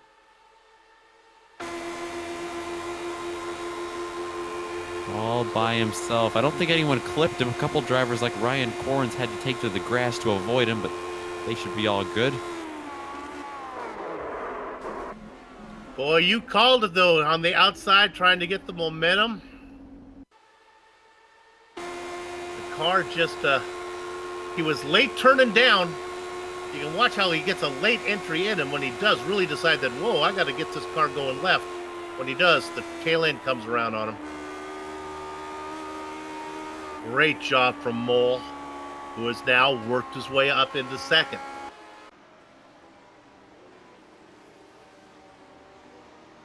$16 to go.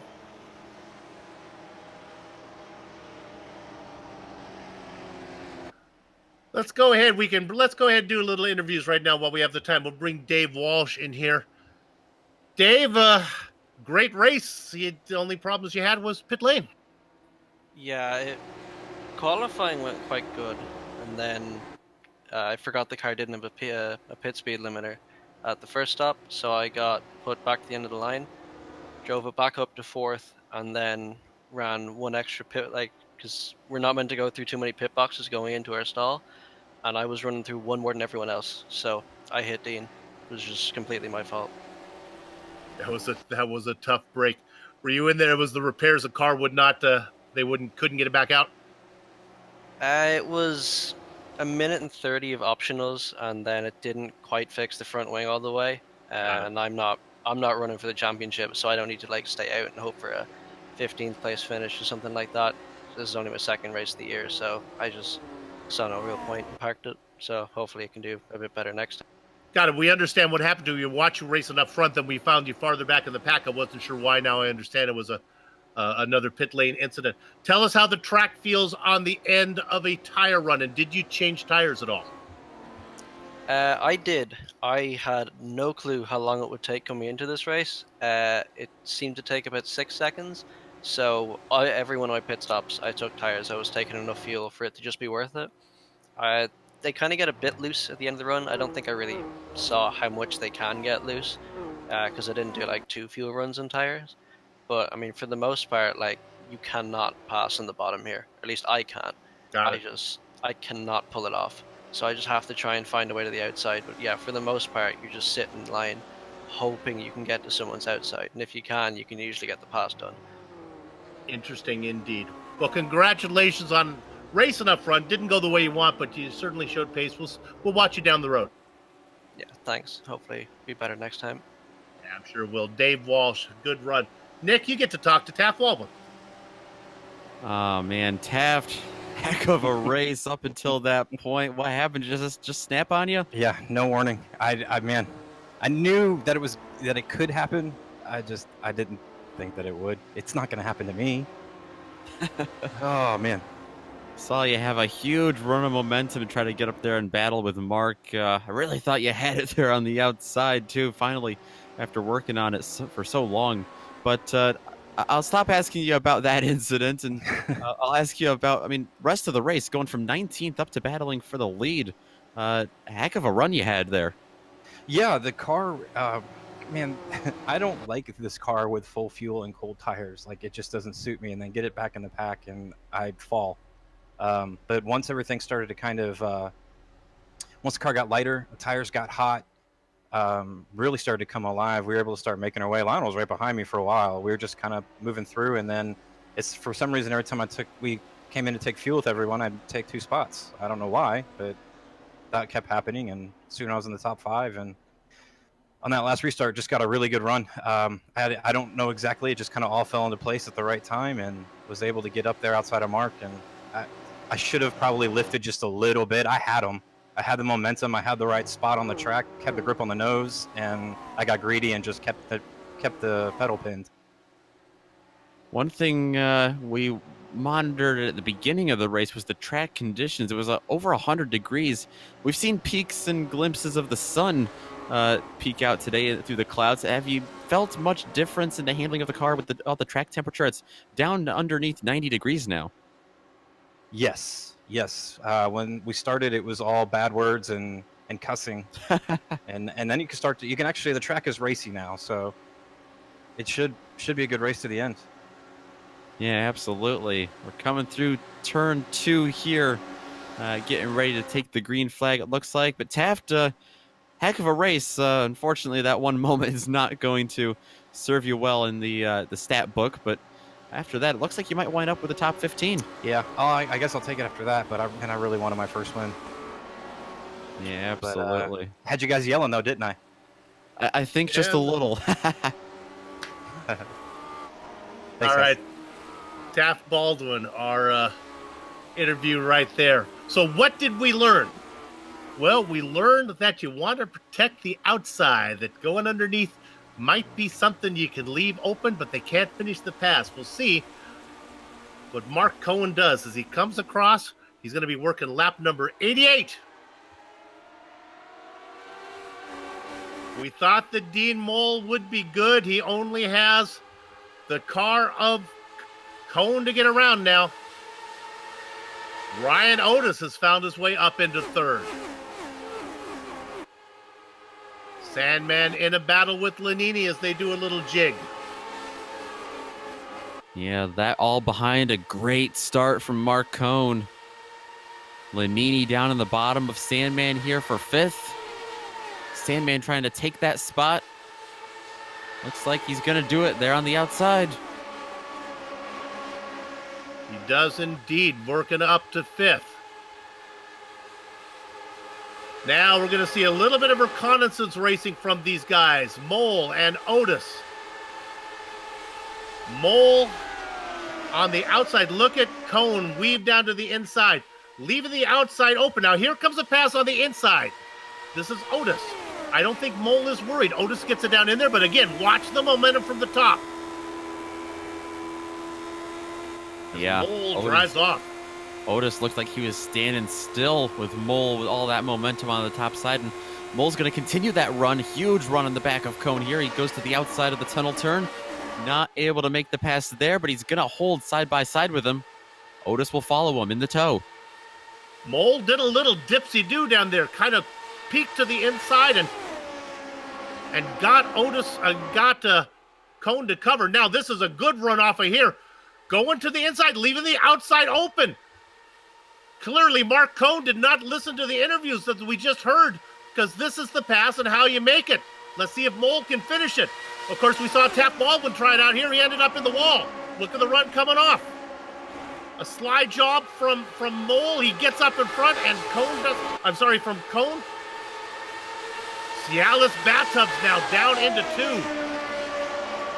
I think Moll had the opportunity to pull a slide job on Cohn, but he knew that if he went to the bottom lane, he might be, or if he didn't get that spot, he might lose it to Otis. He's dedicated to that outside. He knows that's where he wants to be. He is indeed, and he is really up there trying to keep Cohn from coming up in front of him. Now they clear each other. But again, watch the run from Moll. And again, the defensive line from Cohn. Oh! And they bang much. They keep going. We dodged a bullet. Absolutely. Looks like the advantage is going to go to Moll as well. I thought so. Really deep into the turn goes Cohn. Still almost contact made at the exit of 1. Best position he has been so far. Dean Mardi Gras Moll now with a half-car length lead. Enjoying the show is Ryan Otis. But once again, the pass cannot be finished.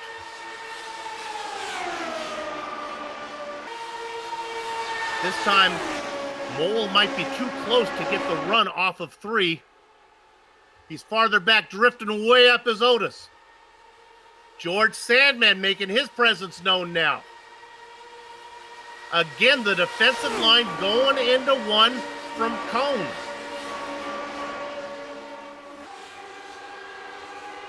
Watch the momentum from Moll off of 2. He has the run, and again, going down low is Cohn. Now a half-car length lead from Moll. That inside seems to be pretty good here for Mark Cohn on the in turn 2. I think that's where you want to be. That loss of momentum through turn 2 there, through the tunnel turn, is where Moll loses all his momentum for the entire lap. He's got to gain it back. He saw him dip down to the inside there, Try to pick up a little bit of aero. Indeed, I think you nailed it. All right, Does it Dean's going again. to try to pick. Whoa, he goes to the outside. Same move we've seen the last 3 laps. Such trust between these drivers. Just like before, deja vu, but this time the best run yet. He clears them and he can close the door. New Now leader, Dean Mole. Let's see if Dean Mole goes down to the inside here. No, it looks like he's going to give that to Cone. Leaves the door open. That 4th car that's entered your picture as well, George Sandman up in 4th. Riding back with Otis as well, waiting for something to happen. Boy, you are right. Corner number 2. Cone has such an advantage over Mole. Out of corner 3, out of corner 1, it is all Dean.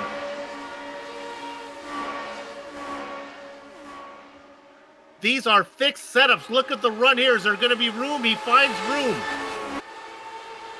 They are side by side. This is where Mole has trouble. And Cone knows it. Momentum now from Otis. That's the last thing Dean Mole wanted to deal with, was a 3rd car in the picture.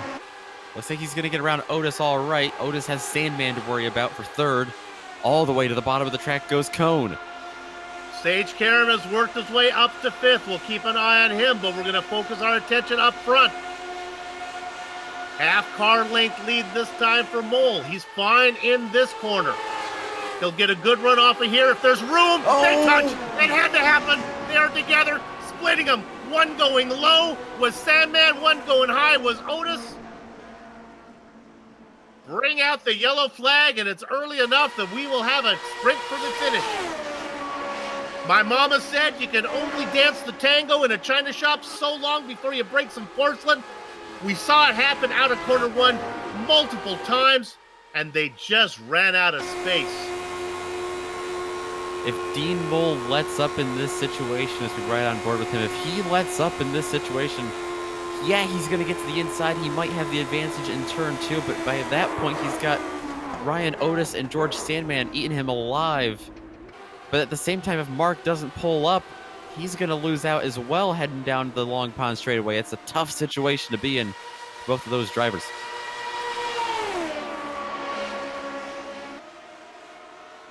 Yellow flag. There you see it right there. A good day gone bad for the Watchmen, Mark Cone, and Dean Mole.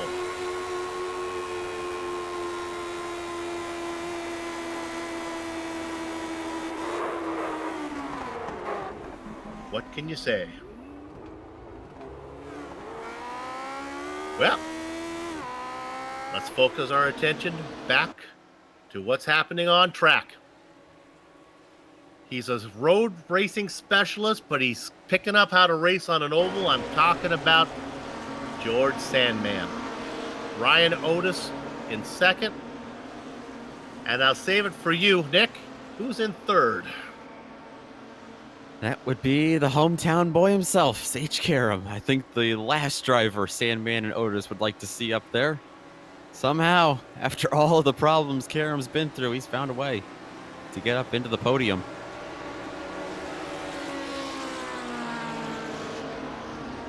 Indeed. The lights stay on the pace car. Let's see if they go off this time around. We have 5 laps to go before when they come across here.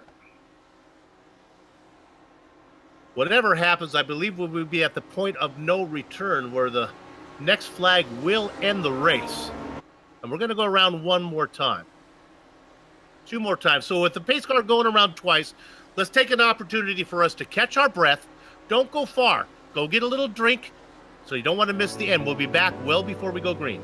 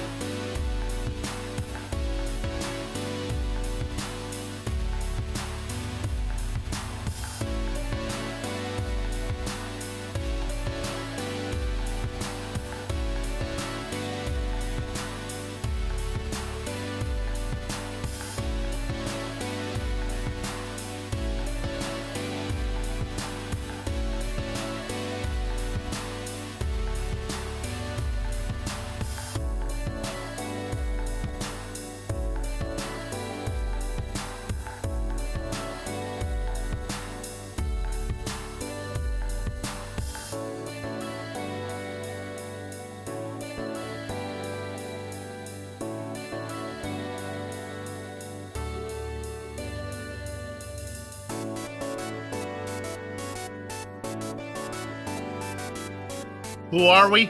We're the Global SimRacing Channel. How is this getting to you? Well, it's streaming your way via the iRacing Esports Network. Where are we? We're at Pocono Raceway. What are we watching? The Pocono 250 presented by the DMLC Racing Channel. We have 3 to go. It will be 2 green flag laps when the pace car pulls in. George Sandman is your leader. Ryan Otis is in second. Sage Karam, who we have been watching all night, sits in third. Little Train, Lionel Callisto in fourth. All of these drivers with a chance to get the win. Chris Sleepy Lanini, car number 92, is in fifth. And somehow, Mark Cohn races in sixth. Cohn got together with Dean Mole. They were racing for the lead. Mole's night is over. The pace car is ready to pull in. Bill Soup's on. Nick Schmeg. Amjad Yaman, our director. Are you strapped in? Are you ready? 5 miles. 6 corners.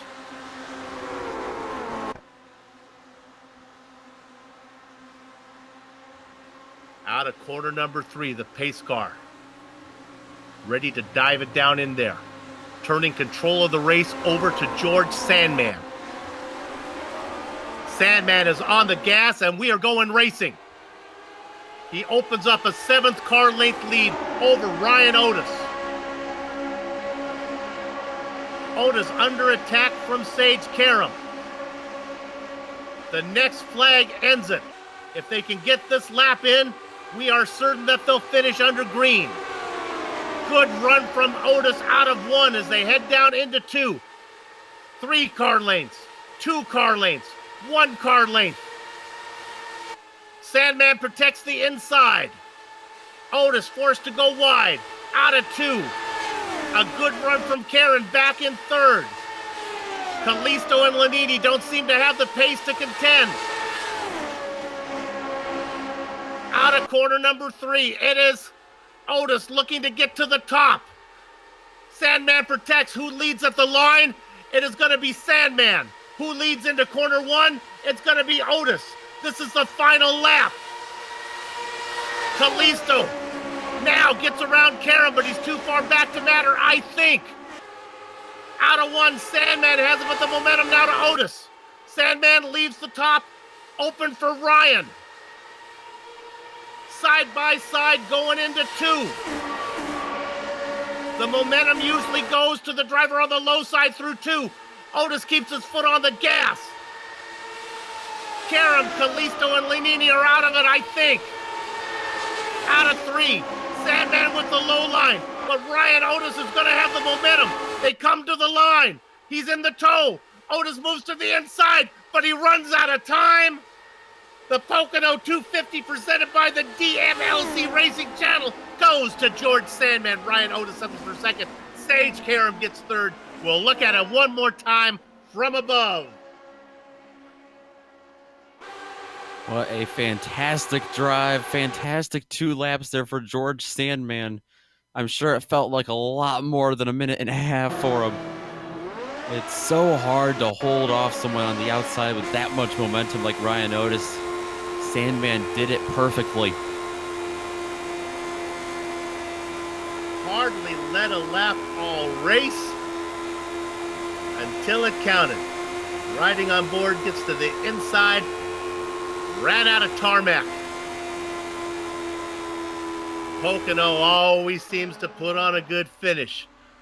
The racing is over here in Pennsylvania, but don't go far because we'll come back to give you the Plasma Tracks Victory Lane post-race show, where we'll run down the entire finishing order, talk to many of the drivers before we put a lock on the gate. You're watching GSRC on IESN.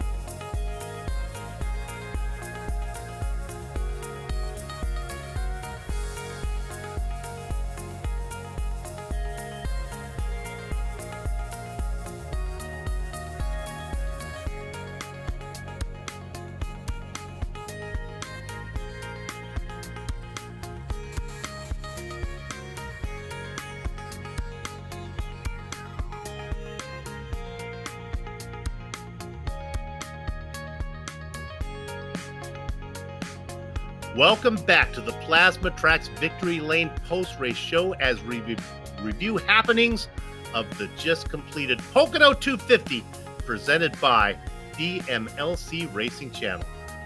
Hey, if you're struggling to find something for the person who has everything, I have the website for you, plasma-tracks.com. Not only produces original racetrack wall art, motorsports trophies, home decor, and motorsports fabrications are also available. Words cannot do justice to the uniqueness of their wares. The only way to fully appreciate their artwork is to see it for yourself. But be warned, one visit, and the next thing you know, you'll be trying to convince the person you live with why you need a Plasma Tracks wall art hanging in your home. See it all at plasma-tracks.com. And I got a promo code for you, LRS 2019, to get, holy moly, 25% off your order. Here is 100% of the finishing order of this race that we just saw wrap up. George Sandman, I don't know how many laps he led. I think it was just a handful at the end. Gets the win. Race clean, started 12th, found his way to the front when the opportunity was there. Ryan Otis, very fast, will have to settle for second. We monitored his progress throughout the entire field race. He had to climb his way through the field twice. Sage Karam will have to settle for third. Great run from Little Train. Lionel Callisto up 26 spots into fourth. Chris Lanini raced up front the entire time. Really deserved a better finish than fifth. Nice job, Lanini. Ryan Corns did some unique pit strategy to get up front. Comes home in sixth. Mike Rigney, another good finish for him behind Corns in seventh. JP Winschittel in eighth. David Clymer raced up front for a while. Will have to settle for ninth. And Tyson Landis, a driver we did not hear much about, up 16 spots. Sneaks into the top 10. Nice job, Tyson. Nick? After that, only three more drivers finishing on the lead lap, all the way from 33rd, dead last to start, up to 11th, Travis Jurgerleiner. Heck of a run for him. He's going to wind up in 11th. The pole sitter, Mark Cohn, issues there at the end. He's going to wind up in the number 12 position. And rounding out the lead lap cars here in the Baker's Dozen spot, going to be Finney and DeCuna in the 94. 6 laps down, going to be Dean Moltz, Taft Baldwin. Car snapped on him, second to the last. Caution was brought out by him. He's going to finish 15th. 22 laps down, Dave Walsh. 24 laps down, Darren Ganji back further. Adam Young in 18th. 19th goes to Frank Beezer. And George Anzaldo going to be back in 20th. Scott Holmes, David Altman, Paul Jenkins, Kobe Eldred, and Joshua Gaiman are the next 5 drivers. 26 is the Candyman, Dustin Wardlow, ahead of James Paulson. We get to the Hackers, who were so dominant early on. They qualified in second and fourth, raced up front. Ron will have to settle for 28th. Ken gets 29th. In 30th, it was Chris Walker. Big Joe Hassard in 31st. 32nd was Eric Block, and Chad Dalton rounds out the 33-car entry. All right, let's go ahead and talk to our race winner, George Sandman. George, whether it was Dean Mole or Mark Cohn spinning in front of you, or other drivers, you managed just to keep the car going straight.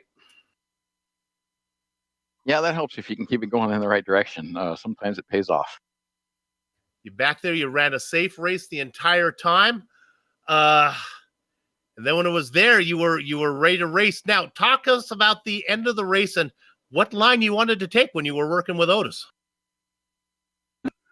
Well, I kept thinking all through the race. I just kept thinking if I could get out in front, I can stay there. Out in clean air, I was faster, much faster in the car. It was just so hard to be real fast in traffic. But and I knew if I just held the inside line, I just forced him to go around the outside. If he can go around the outside, he can go ahead and. Interesting. We talked to some drivers in the during the race that had issues, and they were thinking that the outside line was the way to go. You wanted to protect the inside. Was there a corner that gave you more trouble than any other? It seemed like the outside was faster earlier in the race. Later in the race, it seemed like with the tires, those tires just are. Oh, let's talk about tires. Did you change tires at all? No, sir.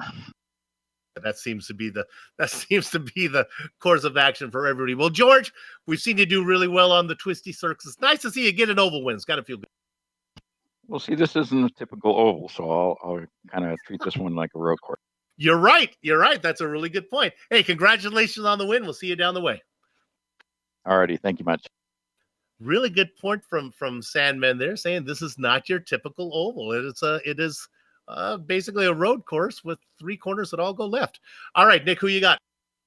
I have caught up with Ryan Otis, the driver of the number 95 machine, who's going to wind up in second place tonight. Ryan, you gave him everything you had there in the last 2 laps. Looks like it just came up a little bit short for you. Yeah, no, that was great fun. Been racing against George Sandman for a long time. So I wanted to be on the high side through 1 and 3, but you really want to be on the bottom through 2. So it just barely came up short for me. That was good fun at the end, though. Yeah, absolutely. It was a 4th last round at Gateway for you, a 2nd here. You'd think that would help you in the championship battle. I think you're going to lose out a very slight bit to George Sandman there after he gets the win, but feeling confident heading on to tracks down the road like Imola in the next round. Oh yeah, for sure. I'm looking forward to Imola. I think that'll be a good track. Kind of my strategy has been to just try to survive the ovals, and I just managed to try to keep it reasonably close to the front, and got real lucky there a couple of times, avoiding a couple of those wrecks. So luck's definitely been on my side up to this point, but road courses are where I really have fun. A lot of drivers definitely trying to survive tonight. Saw a couple of cars just kind of snap out of nowhere. Did you have many handling issues, or did you have a pretty steady car all night? When it starts to get low on fuel, once I get down under 3 gallons or so, the car really starts to get loose, and it's a real handful into 1, and it's a handful into 3. So I lost the rear a few times in clean air, kind of during that middle stint when I was trying to run away. Didn't quite work out. I was kind of hoping it would go green for green flag stops and see if I can stretch out something there, but. Yeah, it's definitely a handful once you get low on fuel, and you got to pay real close attention and try to feel what the car wants. Yeah, I would imagine. Well, Ryan, we'll let you go for this evening. A fantastic race for you. You definitely kept it close to the front all night, and we'll see what you have in a couple weeks' time at Imola. Yeah, thanks, guys. There you have it. Our next one up, we have the driver in 3rd. We're going to talk to Sage Karam. Sage, it's Soup here. I'm going to ask. I want an honest answer on this one. Mm-hmm. Sim racing is kind of for fun. You have your choice: 100 laps, start in front, wire to wire with the win, or start at the back, work your way through the field twice, pass about 60 cars in the process, and finish 3rd. Which one do you take? You want to win. Yeah, I want to win, but I mean, whatever way I could just finish, man. These ovals have been killing me recently, so I'm just happy that I finished. I didn't expect to finish, to be honest with you, because I didn't get any practice in this whole week. I've been doing that time attack challenge on iRacing here for Sim Expo with the Kawanda guys. So I've literally been turning so many laps with that. So my first lap on track in this car at this track was qualifying. Which you almost missed. I actually went through the pre-race show talking about you weren't going to be here today, take drop races, but it worked out for you. You came into the very end. What happened in pit lane? Did you get was it a speed? Oh, you went through too many pit stalls. Is that what they got you? Yeah, I think it was when I was leaving the box. There was a car on my outside of me, like coming into their box, and you just never know with like the whole like if you're gonna go through the guy or not through the guy. So I just kind of went back to the left just to avoid, and it ended up I drove through one too many pit boxes, I guess, doing that. Boy, I like it. Doesn't matter who you are. If you're AJ Foyt, these guys will still, the race stewards here and Lionheart will still put a penalty on you. Hey, let's get to the very end there. Did you have anything for the guys up front?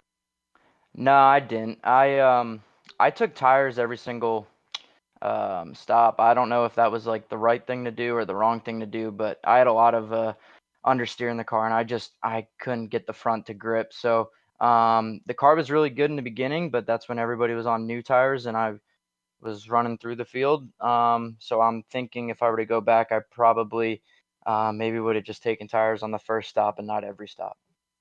All right. Well, congratulations. You put on a good show for us anyway. You got your 3rd place points. You're staying right on the tail of Ryan Otis. Well done. We'll see you down the road, and give your girlfriend our best. All right, sounds good. Thanks, guys. Okay. Sage Karam, third place finisher today. And we're seeing, are we waiting for instructions here? Are we done? Okay, I think we're going to wrap it up here. We're going to try to get out of here before midnight. I don't think we're going to make it, but it's going to be really close for the home folks in Pennsylvania. All right, let's go ahead and thank the people that make this possible, and we're going to start with the Butt Kicker. Didn't talk much about them tonight. The Butt Kicker adds instant immersion to any game, unlike a subwoofer that moves air and loses accuracy and force. Butt Kicker products move actual mass, producing a haptic immersion that's powerful and accurate. Butt Kicker products add that missing driver-to-car connection, bringing you more realism and immersion to your sessions. See all the family of products at thebuttkicker.com. Use this promo code LION25 to get 25% off your order. And of course, we also want to thank the Sim Experience AccuForce Pro 2 Complete, being the premier professional racing simulation steering system. For more information on the entire Sim Experience ecosystem, including the Sim Vibe software, 3DOF, Stage Series Motion, and new GS5 G-Force seat, visit simexperience.com. To contact any of the sponsors you see on screen right now, go to lionheartracingseries.com, click on 2019 sponsors, read or scroll to the bottom where you can click on the company logos. They've got some awesome stuff there in store for you. On the screen now are some of the company's equipment and software that allows us to stream cyberspace into your place. The iconic original music that lets your ears alert your eyes. You're watching a GSRC production comes courtesy of June Lalonde. See the screen to how to contact her. The Lionheart Retro IndyCar Series returns in 2 weeks' time, Thursday, June 27th, for round 8, 41 laps around Imola. GSRC and IESN will be there to bring you all the action. We hope you join us. Sliding across your screen now are some upcoming broadcasts, so check those out and mark them down on your calendar as well. If you'd like more information about GSRC, including a complete list of future broadcasts, you can find it at globalsimracingchannel.com. We're also on Twitter at GSR Channel, Facebook at Global Sim Racing Channel, and Instagram at GSRC_Graham. And if you haven't done it yet, also definitely recommend becoming a GSRC YouTube subscriber. Head over to our YouTube page and click that big red button so you don't miss a second of racing. Finally, on behalf of the crew, that would be Nick, Amjed, and Dougie, I'd like to thank all of you for watching as we saw George Sandman pick up the win here in the Pocono 250 presented by the DMLC Racing Channel. And with that said, we're off to have fun storming the castle. So until next time, race clean, race hard. Richie Hearn, this is how you close out a broadcast, and we'll see you on the track.